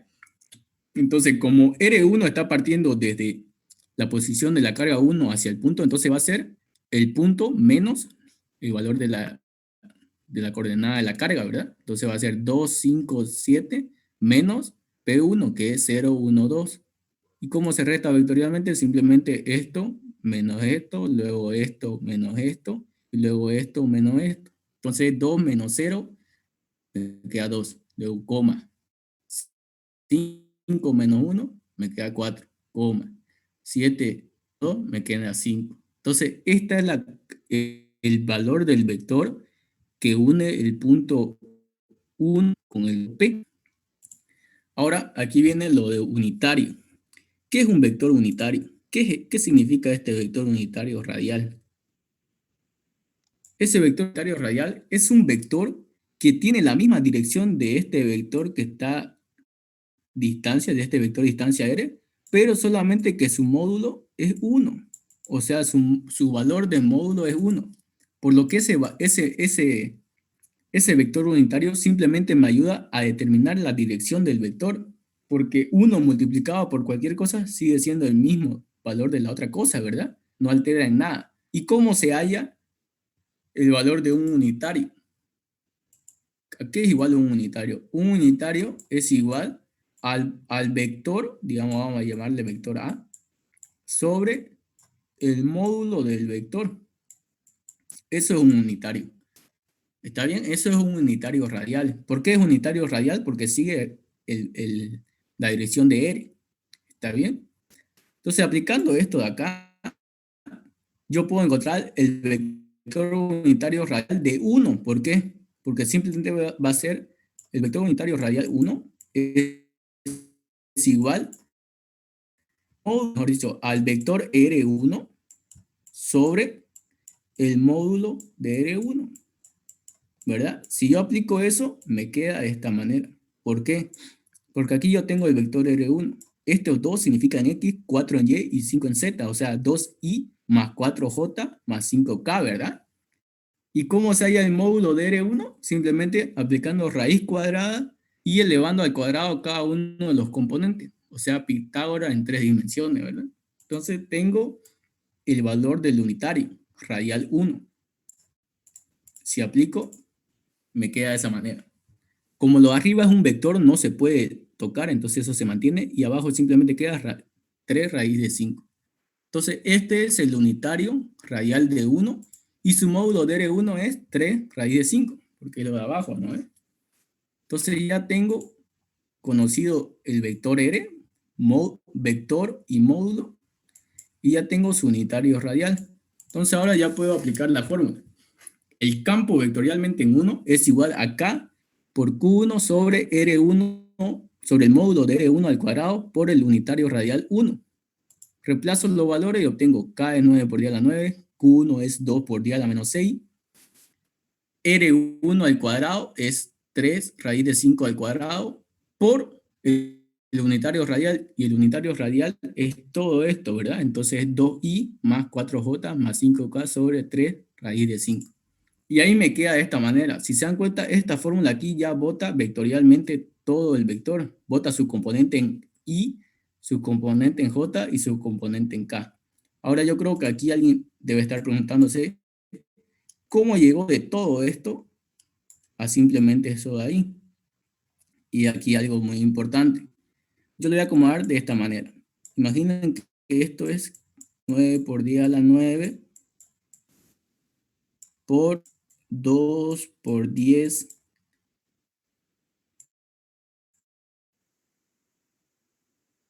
a la menos 6. Y aquí viene, se dan cuenta que esto es 3 raíz de 5 y aquí tengo 3 raíz de 5 al cuadrado, ¿verdad? Se dan cuenta que esto es como decir 3 raíz de 5 al cubo, ¿no? Entonces aquí yo tengo 3 raíz de 5 al cubo. Entonces si esto yo lo saqué aquí, aquí queda multiplicado el vector 2i más 4j más 5k, ¿verdad? Esto es j y esto es i. Entonces queda de esa manera. Ahora, ¿qué es esto de acá? Yo creo que por lo menos en vectores en física 1 saben, ¿no? ¿Qué pasa si yo multiplico un número por un vector? ¿Cómo se procede a esto? Simplemente va a ser el número, porque todo esto da un número, ¿verdad? Son puros valores escalares. Entonces va a ser esto por esto, me da esa componente en i, o sea, se mantiene la letra. Luego, esto, por el 4, me da esa componente en j. Y luego todo eso por el 5 me da esa componente en k. O sea, lo que quiero decir es que cuando tienen un número multiplicado por un vector, ese número se distribuye a cada una de las componentes del vector. O sea, todo esto por 2 y luego más todo esto por 4j, luego más todo esto por 5k. Y de esa manera yo tengo el valor del campo en su eje I, J y K. Se dan cuenta que cuando ustedes trabajan de esta manera en 3D, ya no hay necesidad de descomponer el vector con un ángulo, digamos, ya no hay necesidad de aquí armar un sistema de referencia X y hacer un diagrama de cuerpo libre con todas las fuerzas, hallar sus ángulos respectivos y eso. Ya no hay necesidad, ¿por qué?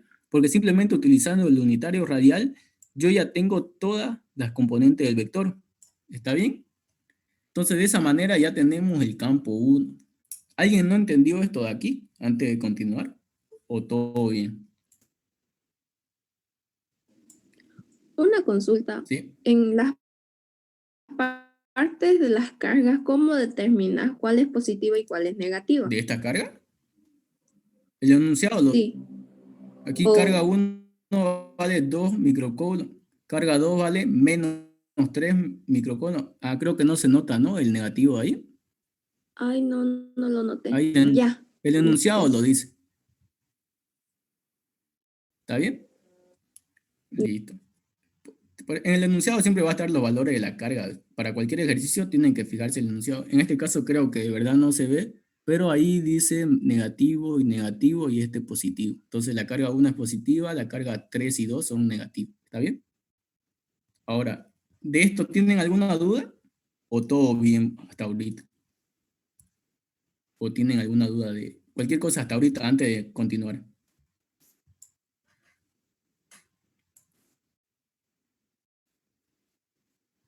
Bueno, creo que nadie tiene duda. Entonces, vamos a continuar. Ya tenemos el campo que genera la carga 1 en el punto P, que es igual a todo esto. O sea, esto es un vector. Si yo quisiera saber el módulo del campo 1, ¿qué debo hacer? Debo aplicar Pitágoras, pues, ¿no?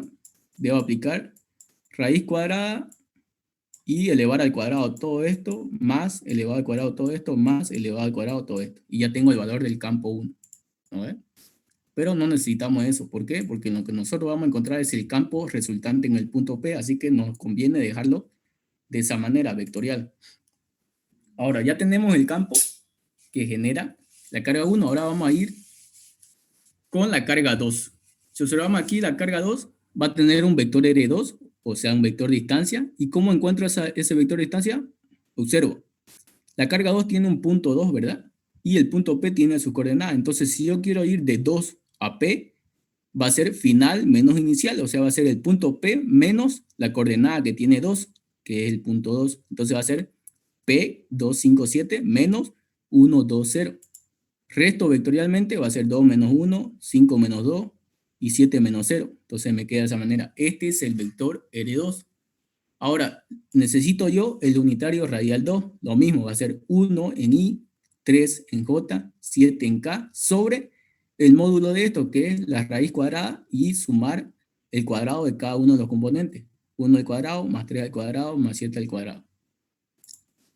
Entonces, me queda el unitario radial 2 es igual a eso, y toda la raíz cuadrada queda como raíz de 5. Tengo el unitario radial 2 y por lo tanto tengo el módulo del vector R2, o sea, de la distancia 2. Entonces, el vector del campo 2 debido a la carga 2 es igual a eso. Reemplazo los valores, ¿qué cambia? El unitario radial es todo esto y la distancia 2 es raíz de 59 sobre, mejor dicho, raíz de 59. Entonces, todo esto multiplicado de la misma manera que expliqué hace rato, o sea, todo esto por esto, luego todo esto por esto y así, distribuido en cada letra, me queda de esa manera. Entonces, el campo 2 es igual a menos 59,6 en I, menos 178,7 en J y menos 417,05 en K. Entonces, ya tengo el campo 2. Y debo hacer lo mismo, simplemente hallar el R3 y cuánto vale la distancia que une el punto 3 con el punto 2. Pero como quiero ir de 2, mejor dicho, de 3 a P, entonces va a ser P menos el valor que tiene el punto 3. Entonces va a ser 257 menos 001. Entonces resto y me queda que R3 vale 256, porque lo único que resta es 7 menos 1, ¿verdad? Entonces va a ser 256. Hallo el unitario radial de 3, que va a ser 2i, 5j, 6k, sobre la raíz cuadrada de 2 al cuadrado, más 5 al cuadrado, más 6 al cuadrado. Y eso me da el mismo valor de vector sobre raíz de 65. Por lo tanto, el módulo de R3 es igual a raíz de 65. Ahora, el campo 3 va a ser igual a K por Q3 sobre el módulo de R3 al cuadrado por el unitario radial de 3. Ya tengo todo calculado. Simplemente reemplazo, el unitario es todo esto, el módulo de R3 es raíz de 65, y nuevamente distribuyo a cada letra. Y me queda de esa manera. Entonces ya tengo el campo 3 en I, J y K. Entonces ya tengo los campos que genera cada carga en el punto P. Entonces, para encontrar el campo en ese punto, aquí es igual. Hace rato lo hacíamos con diagrama de cuerpo libre, ¿verdad? Significaba descomponer cada uno de los vectores, hallar la resultante en cada eje y elevar al cuadrado, ¿verdad? Y así encontrábamos el campo resultante. Aquí es lo mismo, pero de manera vectorial. ¿Qué quiero decir? Lo siguiente, que el campo en el punto P es igual a sumar los vectores del campo 1 más el campo 2 más el campo 3. Por lo tanto, el campo 1 es igual a todo esto de aquí, el campo 2 es igual a todo esto de aquí, el campo 3 es igual a todo esto de aquí. ¿Se dan cuenta? Simplemente estoy sacando los valores de cada campo que hemos calculado. Ahora, ¿cómo se suma vectores? Yo creo que alguien aquí no creo que no sepa, ¿no? Simplemente es I con I, J con J y K con K. Entonces va a ser 119,3 I menos 59,6 I menos 34,35 I. Luego J. Y así restamos. En este caso va a ser resta. Y luego K. Entonces de esa manera encuentro yo el campo en el punto P, que me da ese valor, 25,35 en I, menos 28,1 en J y menos 221,95 en K. Entonces este es el vector del campo eléctrico en el punto P. Ahora, ¿cuánto es su módulo? Eso es lo que nos pide, ¿verdad? Módulo y dirección. Entonces el módulo simplemente es la raíz cuadrada de los cuadrados de cada uno de los componentes IJK. Entonces va a ser 25,35 al cuadrado, luego menos 28,1 al cuadrado, luego menos 221,95 al cuadrado. Eso me da que el campo en punto P es igual a 225,15 newton sobre coulomb. Entonces ese es el valor del campo en el punto P. Ahora, ¿cuál es su dirección? Aquí llega algo muy difícil. No difícil, sino un poco para entender. Si yo quiero saber la dirección de este vector, ¿qué debo hacer? Cuando trabajábamos en diagrama de cuerpo libre y solamente era en el plano, teníamos que hallar un ángulo, ¿verdad? Un ángulo. Pero aquí no se puede hacer eso. ¿Por qué? Porque como el campo tiene 3 dimensiones, tiene I, J y K, significa que habría que hallar sus cosenos directores, ¿verdad? Pero para el ingeniero Vendlar simplemente hay que dejarlo aquí. Si ustedes ponen o resaltan este vector, ese vector ya tiene direcciones, porque ya te dice cuánto va en el eje Y, cuánto va en el eje J y cuánto va en el eje K, o sea, en X, Y y Z. Entonces aquí ya está incluida la dirección, ¿verdad? Ya necesidad de hallar los cosenos directores, porque por si alguien no recuerda, si yo quisiera hallar, si yo tengo el campo P, o sea, mejor dicho, el vector en el punto P, imaginémonos que aquí está el punto P, o sea, es como si estuviera dibujando aquí un sistema de referencia. Entonces yo, si quiero saber la dirección de ese vector campo, como está en 3 dimensiones, ¿qué es lo que hay que hacer? Habría que encontrar el ángulo respecto al eje Z, el ángulo respecto al eje Y, y luego el ángulo respecto al eje X, ¿verdad? Entonces eso lleva tiempo, no hay necesidad de hacerlo. Simplemente con que lo dejes en IJK, ya está la dirección incluida ahí. ¿Está bien? Entonces ya encontramos el valor del campo en dirección y módulo. Ya respondimos el inciso A. Ahora nos pide el inciso B, que es el potencial eléctrico. Y una vez hecho todo ese cálculo, el potencial eléctrico es sumamente sencillo. ¿Por qué? Porque es de la siguiente manera.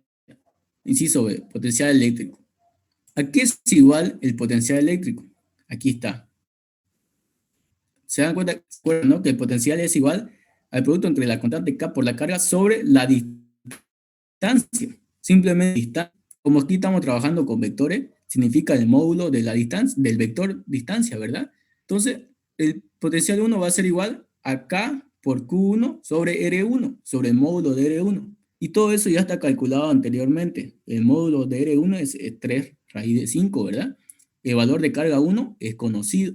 Y el valor de la K también es conocido. Entonces va a ser 9 por 10 a la 9 por 2 por 10 a la menos 6 sobre 3 raíz de 5. Y eso me da como resultado 2683,3 voltios. Lo mismo sucede para el potencial 2. K por Q2 sobre R2 sobre el módulo de R2 y vemos que el módulo de R2 era raíz de 59. Aquí entra el signo, por si acaso, aquí en la fórmula de campo eléctrico igual entra el signo de la carga. ¿Por qué? Porque si se dan cuenta el vector unitario radial siempre apunta hacia afuera de radio. Pero si se dan cuenta, cuando se trata de una carga negativa, el campo va en dirección contraria a ese unitario radial, ¿verdad? Entonces, en vectores un signo negativo es cambiarle el sentido, ¿verdad? Entonces tiene que entrar con el signo. Solamente cuando se trabaja en esto, en 3 dimensiones, ¿está bien? Pero cuando se trabaja en 2 dimensiones, en la fórmula de campo no se utiliza unitario radial, por lo tanto no entra el signo de la carga en campo eléctrico en 2 dimensiones, como lo hemos estado haciendo en los anteriores ejercicios, ¿está bien? Pero en potencial sí entra el signo de la carga, ya sea en 3D o en 2D. Entonces aquí el potencial 2 va a ser igual a la K por la carga 2, que es negativa, sobre R2, módulo de R2. Entonces nos da como resultado menos 2343,4 voltios. Y lo mismo con el potencial 3, va a ser K por Q3 sobre el módulo de R3, y el módulo de R3 es raíz de 65, y eso es igual a menos 1116,3 voltios. Ahora, como a mí lo que me pide es el potencial en ese punto P, simplemente es sumar, ¿verdad? Todos los potenciales. Entonces va a ser esto más esto más esto. Pero como estos son negativos, entonces va a ser esto, o sea, el potencial 1 menos el potencial 2 menos el potencial 3. Y eso me da como resultado menos 776,4 voltios. Y de esa manera ya encontré el campo eléctrico en el punto P y el potencial eléctrico en el punto P. El punto P, recuerden que es un escalar, por lo tanto no tiene dirección, solamente magnitud. ¿Está bien? ¿Alguien tiene alguna duda sobre este ejercicio? Este ejercicio se dan cuenta que es un poco más tedioso, ¿no? Por los vectores y todo eso. Pero igual hay veces que pone, así que tienen que aprenderlo. ¿Está bien? ¿Alguien tiene alguna duda?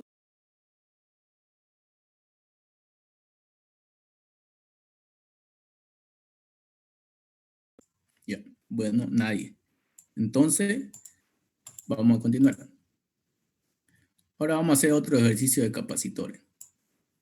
Dice, a partir de la siguiente agrupación de capacitores, determinar, inciso A, carga de cada capacitor, inciso B, la diferencia potencial de cada capacitor, inciso C, diferencia potencial entre los puntos A y D. Eso es algo nuevo, pero lo anterior ya vimos en la anterior clase, ¿verdad? Entonces aquí lo que nos pide es hallar todas las variables en cada uno de los capacitores, y esa es la distribución. Tenemos un capacitor 1, 2, 3, 4, 5, 6, 7 y 8. Quitan su magnitud, que simplemente valen lo mismo que el coeficiente. Y la fuente es 12 voltios. Aquí lo nuevo es esto. ¿Cuánto vale la diferencia potencial entre los puntos A y D? ¿Y cuáles son los puntos A y D? Son estos. Mira, si se dan cuenta, aquí está A y aquí D. ¿Cómo encontrarían cuánto vale la diferencia potencial de esos dos? Eso lo vamos a ver al final, porque necesitamos saber todos los valores de carga y caída de potencial en cada uno de los capacitores para poder resolver ese inciso. ¿Está bien? Entonces, al igual que cualquier ejercicio de capacitores, ¿qué debemos hacer? Simplemente ubicar cuáles están en serie y cuáles están en paralelo, ¿verdad? Aquí, el más fácil es ese, ¿no? C5 y C4 están en serie, ¿verdad? Entonces, eso van a formar uno nuevo que va a ser C9. ¿Cuál otro más ven aquí? Aquí igual C1 y C2, ¿verdad? Entonces, C1 y C2 van a estar en serie y van a formar un nuevo capacitor que va a ser C10. Entonces, C9, como están en serie, es la suma inversa, ¿verdad? Entonces va a ser la suma inversa entre C4 y C5. C4 vale 4 y C5 vale 5. Entonces, 1 sobre 4 más 1 sobre 5 me da 20 sobre 9. Entonces, ese es el valor del nuevo capacitor que forma C4 y C5. Luego tenemos el capacitor 10, que está formado por C1 y C2. Y en serie, entonces, va a ser igual a la suma inversa de C1 más C2. Y C1 vale 1 y C2 vale 2, entonces va a ser 1 sobre 1, que es 1 igual, más un medio, 1 sobre 2. Y eso es igual a 2 tercios. Y aquí igual, si se dan cuenta, C7 y C6, ¿en qué están? ¿Alguien puede decirlo? ¿En qué creen que están estos dos capacitores? Paralelo. Exacto, ¿no? Se dan cuenta que comparten los mismos nodos, ¿verdad? Aquí hay gente que no sabe identificar esto. ¿Por qué? Porque aquí el chiste de este ejercicio es esto de acá. Si se dan cuenta, este cable está en la mitad, ¿no? Casi en los otros ejercicios siempre se acostumbra a ponerlo ya sea en la esquina o en la otra esquina, digamos, pero siempre en esquina. Pero hay gente que se confunde con verlo ahí en la mitad, entre, no es esquina y esto, entonces ya piensan que altera algo, pero en realidad no altera nada, ¿verdad? Es como decir que todo esto es un mismo nodo. Entonces no afectan nada a esto, por lo tanto C7 y C6 comparten los mismos nodos y están en paralelo, ¿verdad? Entonces C6 y C7 forman uno nuevo que es C11 y están en paralelo. Entonces C11 es igual a la suma lineal nomás de C7 y C6, que va a ser C6 más 7 igual a 3. Entonces ya tengo todas las reducciones que se puede hacer ahorita a simple vista, ¿verdad? Entonces debo dibujar el nuevo circuito que queda debido a la reducción de todo eso y queda de esta manera, ¿verdad? Aquí C10, estos dos formaron C10, estos dos formaron C9 y estos dos formaron C11. Y la fuente no se toca, que es de 12 voltios, y C3 y C8 no se han utilizado todavía. Entonces queda de esa manera. Ahora, ¿qué agrupación observan aquí? ¿Cuál pueden ver? ¿Qué capacitores están en serie o en paralelo? ¿Qué dice?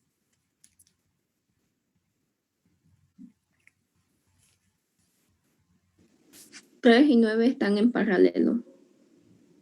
Cierto, ¿verdad? ¿Por qué? Porque están compartiendo los mismos nodos. Su nodo de C3 es este y este. Y lo mismo pasa con C9. Viene hasta aquí su cable y hasta aquí. Entonces, C3 y C9 están en paralelo. Entonces, C3 y C9 van a formar uno nuevo que va a ser C12, porque ya utilizamos 9, 10, 11. Entonces va a ser C12.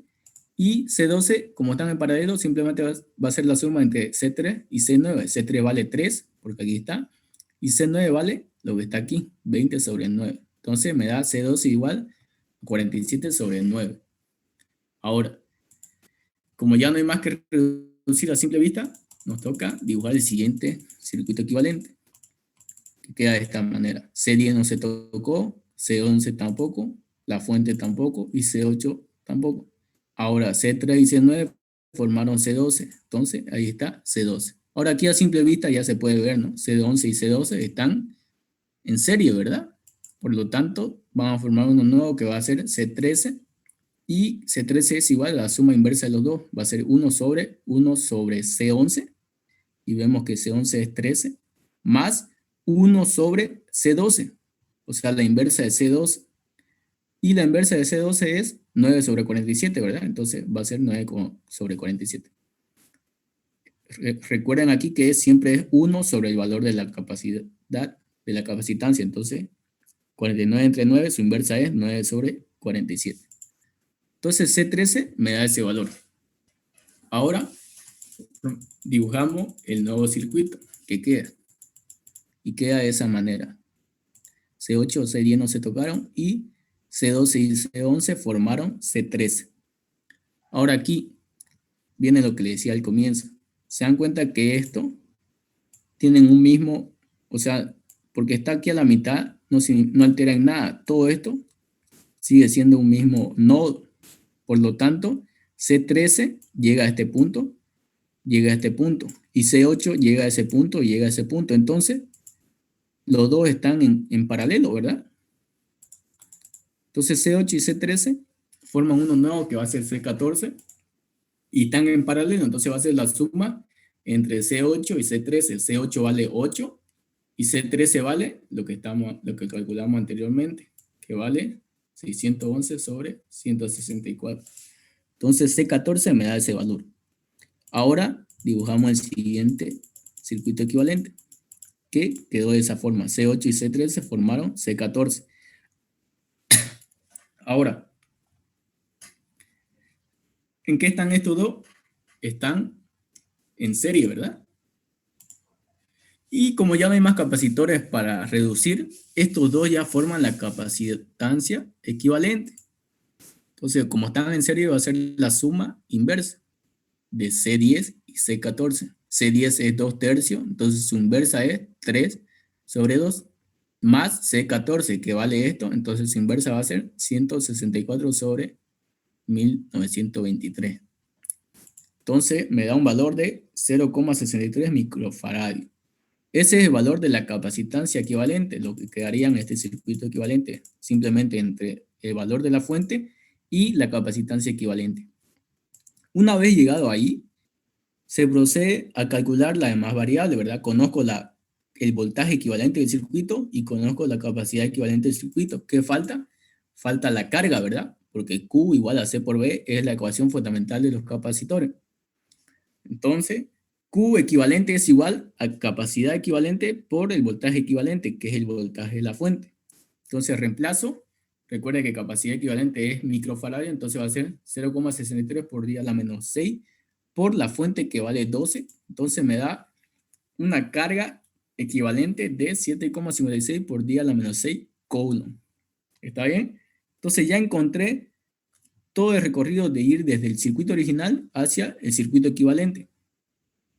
Ahora, para encontrar cada una de estas variables que pide el enunciado, hay que volver de aquí hacia el inicio, ¿verdad? Como lo hicimos con el anterior ejercicio. Entonces vamos a continuar. Tenemos el circuito equivalente que nos da la carga equivalente y la capacidad equivalente. Luego, el circuito anterior a ese era este de aquí, ¿verdad?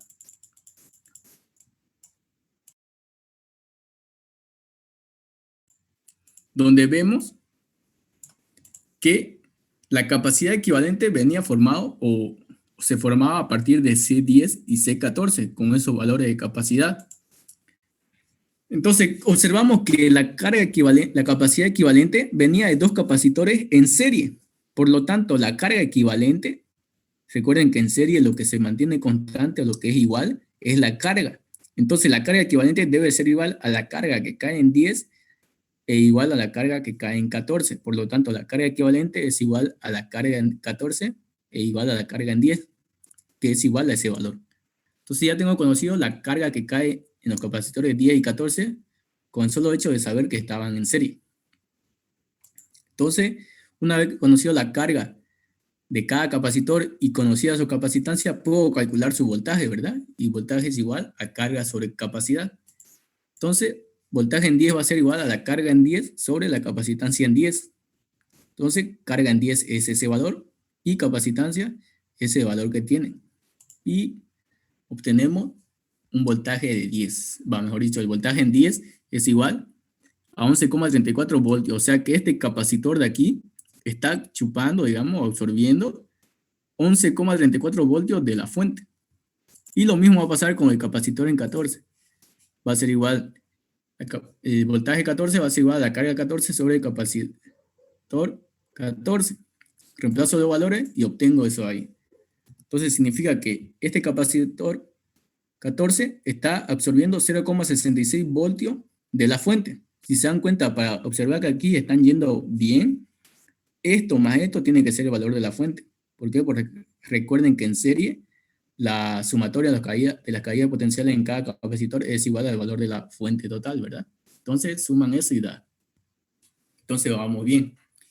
Ya tenemos todas las variables de estos dos capacitores. Ahora se procede a ir al anterior circuito que había ese, que era este de acá. Aquí veíamos que el capacitor 14 venía de C8 y C13. Y estos dos estaban en paralelo, ¿verdad? C8 y C13 estaban en paralelo y formaban C14. Por lo tanto, como están en paralelo, el voltaje que tenía 14 es el mismo voltaje que tiene 8 y el mismo que tiene 13. Y si se dan cuenta aquí acabamos de calcular el voltaje que cae en 14, ¿verdad? Entonces, voltaje en 14 es igual al voltaje que cae en 8 e igual al voltaje que cae en 13 por estar en paralelo. Y eso es igual a 0,66 voltios. Entonces, conocido el voltaje de 8 y 13 y conocida su capacidad, ¿cuál es la variable que falta? Es carga, ¿verdad? Entonces, carga en 8 es igual a C8 por B8. Reemplazo los valores y obtengo la carga que tiene el capacitor 8. Lo mismo para 13 y obtengo el capacitor que cae en 13. Aquí es 0,66 por si acaso. Es el mismo voltaje, porque aquí está. Ahora, como aquí ya calculamos todas las variables, vamos al circuito anterior a este. Recuerden que estamos yendo del equivalente al original. Entonces nos queda de esa manera. C10, C13, fuente, C8 y C12. Y aquí vemos que C13 venía de C12 y C11, ¿verdad?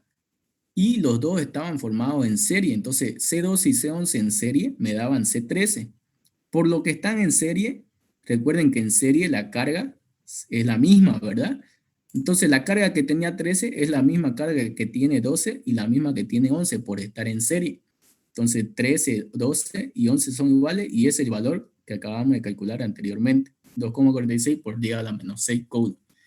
Entonces conocía el valor de la carga y conocía la capacidad de cada uno de los capacitores, yo puedo encontrar el voltaje, ¿verdad? Voltaje es igual a carga sobre capacidad. Entonces, voltaje en 12, que cae en 12, es igual a la carga que tiene el capacitor 12 sobre la capacidad que tiene el capacitor 12.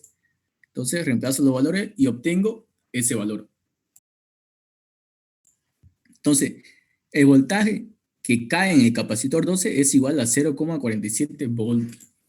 Ahora, lo mismo pasa para C11. El voltaje que cae en 11 es igual a la carga que tiene en 11 sobre la capacitancia en 11. Y carga es conocido y capacidad es conocido. Reemplazo y obtengo que el voltaje en 11 es igual a 0,19 voltios, ¿verdad? Entonces ya de esa manera estoy encontrando todos los valores de las variables de cada uno de los capacitores. Y aquí se dan cuenta que B12 y B11 estaban formando en serie, entonces por lo tanto los voltajes que caen en 12 y 11 sumados deben dar el voltaje que tenía 3. Entonces si suman 0,47 más 0,19 me da 0,66. Entonces estamos bien, digamos. Esa es una manera de comprobar si están yendo bien. Todo tiene que cumplir las ecuaciones. Ahora, como ya encontramos todas las variables de este circuito, toca ir al otro, ¿verdad? Al anterior a este. Y era este de acá. Aquí teníamos C9, C11, la fuente, C3, C8 y aquí veíamos que, aquí es C10 igual, pero aquí observamos que C12 venía de C3 y C9 en paralelo, ¿verdad? Entonces, C3 y C9 formaban C12 y los dos estaban en paralelo. Al estar en paralelo, significa que el voltaje que caía en 12 es el mismo voltaje que cae en 3 y el mismo que cae en 9. Entonces, el voltaje en 12 es igual al voltaje 3 e igual al voltaje 9 es igual a 0,47 voltios, que es lo que calculamos en el anterior circuito. Entonces, una vez conocido el voltaje y la capacidad, se procede a calcular la carga y se reemplazan los valores. Lo mismo para el 3 que para el 9, con sus valores respectivos. Y obtenemos la carga en 3 y la carga en 9. Se dan cuenta que como el enunciado pedía encontrar voltaje y carga, tienen que hacer todo, o sea, es el análisis completo. Es repetitivo, pero tienen que hacerlo. Entonces ya tenemos todas las variables en estos dos capacitores. Los otros tres ya estaban calculados en el anterior circuito. Entonces debemos pasar ya al circuito original, ¿verdad? Ya llegamos casi al final. Entonces el circuito original teníamos que C4 y C5 formaban C9. Y C1 y C2 formaban C10. Y C7 y C6 formaban C11. Entonces, si se dan cuenta, aquí C10, C9 y C11 ya tenemos todas las variables de eso, ¿verdad? C9, ¿dónde está? Mejor dicho, sí, C9 está acá, ¿verdad? C9. Y ya tenemos su valor de voltaje en 9 y su valor de carga en 9. Lo mismo en C10, que está acá, voltaje en 10 y carga en 10, ¿verdad? Entonces, lo mismo en 11. C11 ya tenemos calculado aquí, C11, su carga y su voltaje en 11, que es 0,19. Entonces, observamos. C10 venía formado de C1 y C2. Y como C1 y C2 estaban en serie y formaban C10, significa que la carga que tenía 10 es la misma carga que cae en 2 y la misma carga que cae en 1, ¿verdad? Entonces ya tengo la carga que cae en 1 y 2. Puedo hallar su voltaje. ¿Cómo? Conociendo la carga y la capacidad. Como la carga 1 es igual a eso que acabamos de encontrar y la capacidad es 1, porque esos eran los valores que tenían los capacitores inicialmente, obtenemos el voltaje en 1. Entonces ya tenemos la caída de voltaje en el capacitor 1. Lo mismo para 2. Ya tenemos su valor de carga y su valor de capacidad, reemplazamos y obtenemos el voltaje en 2. Ahora vamos con el capacitor 9. El capacitor 9 venía formado de C5 y C4 y los dos estaban en serie, ¿verdad? Entonces, al estar en serie, la carga es lo que es igual.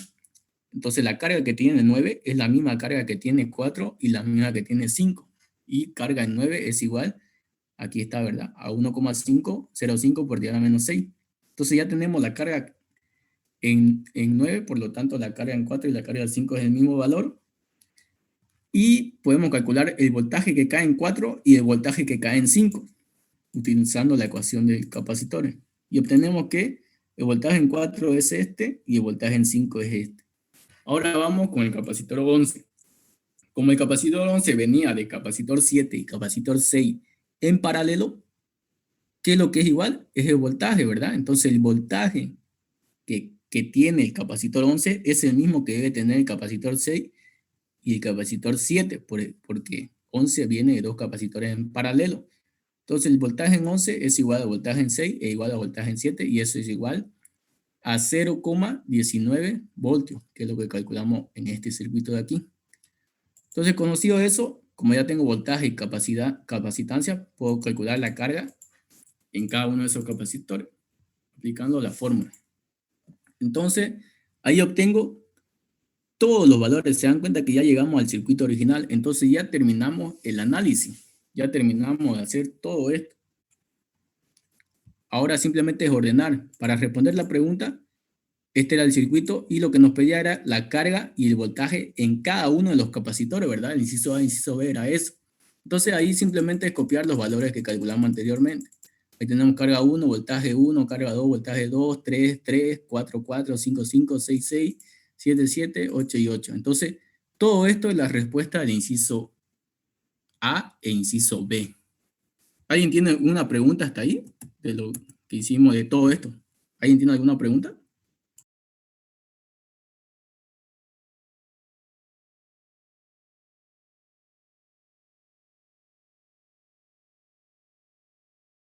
Respondido el inciso A e inciso B. Ahora, el inciso B, C es lo que es nuevo. ¿Cómo yo puedo determinar cuánto es la caída de potencial entre el punto A y el punto D? Para hacer eso deben hacer lo siguiente. Yo lo puse en una imagen porque se hacía tedioso poner cada uno, pero ustedes deben recordar algo. Como esto es la fuente y el lado más largo de la fuente es positivo, es la polaridad positiva, y el lado más corto es negativo. Entonces, una fuente es una batería, ¿verdad? Esa batería entrega cierta corriente a todo el circuito.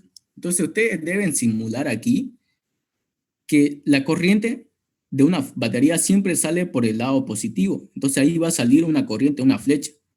Ahora esa corriente sigue y al llegar a un nodo, digamos, esto va a seguir por este cable, y al llegar a un nodo, esa corriente se divide en todos los cables que hay conectados a ese nodo.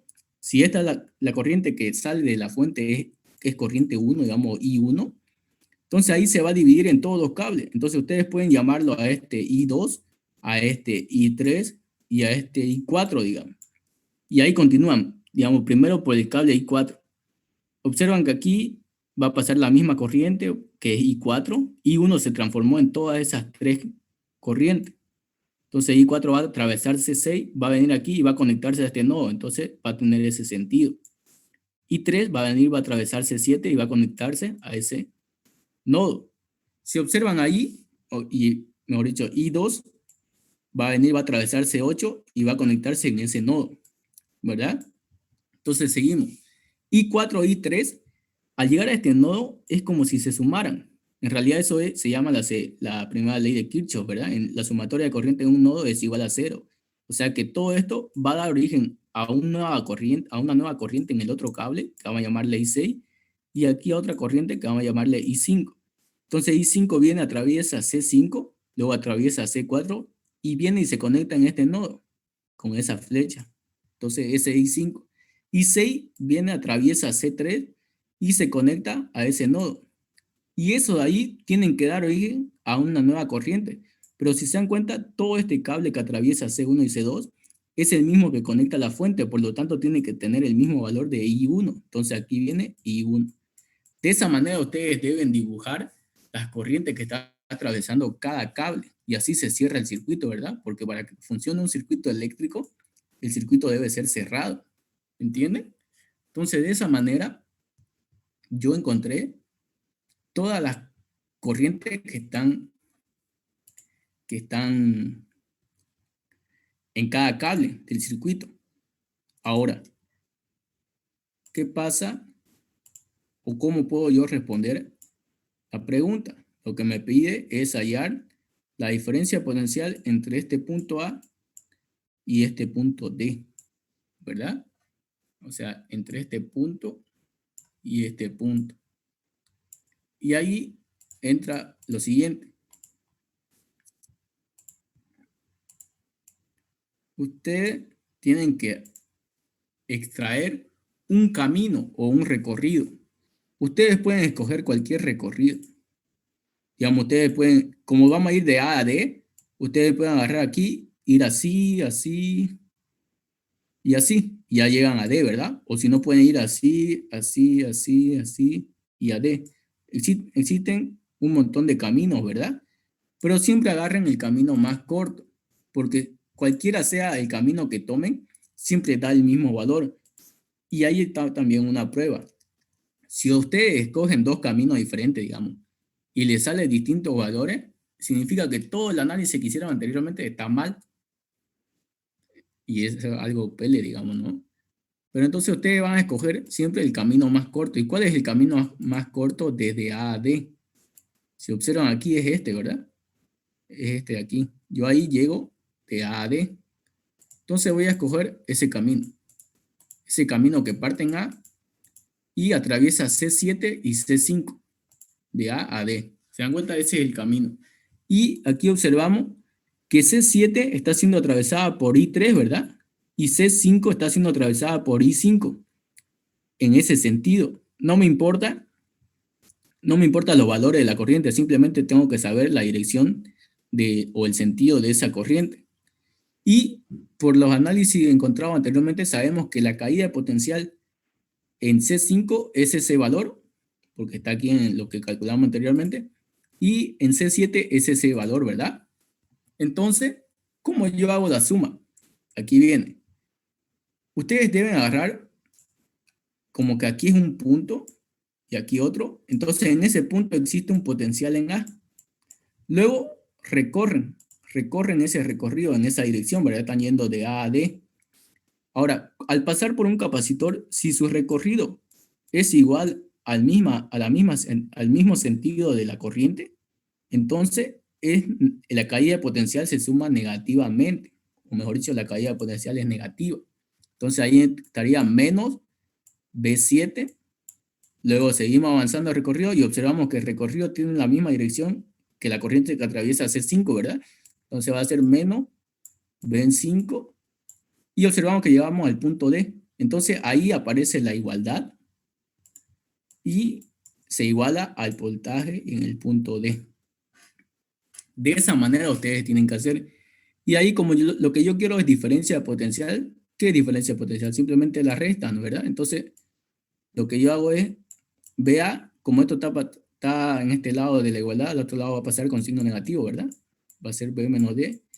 Y como esto está negativo, va a pasar al otro lado a sumar, va a quedar B7 más B5. Si ustedes, o sea, está quedando lo que está acá, ¿verdad? Entonces, reemplazando los valores de B7 y B5, obtenemos que la diferencia potencial entre BA y BD es este valor.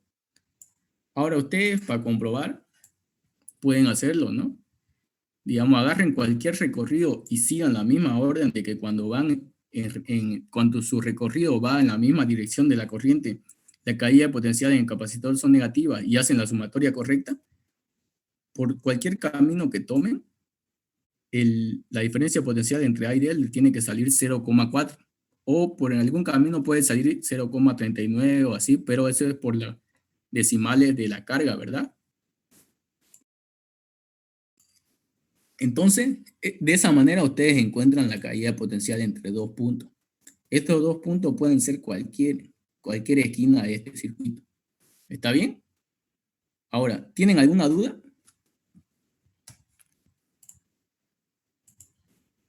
Porque aquí termina la clase de hoy. Si no tienen alguna duda, corto la reunión. Va a ser negativo, entonces ya escribís menos 0,19. Luego seguís avanzando y observás aquí que cuando llegas al capacitor 5, el capacitor 5 tiene una corriente I5 que está siendo atravesada, ¿verdad?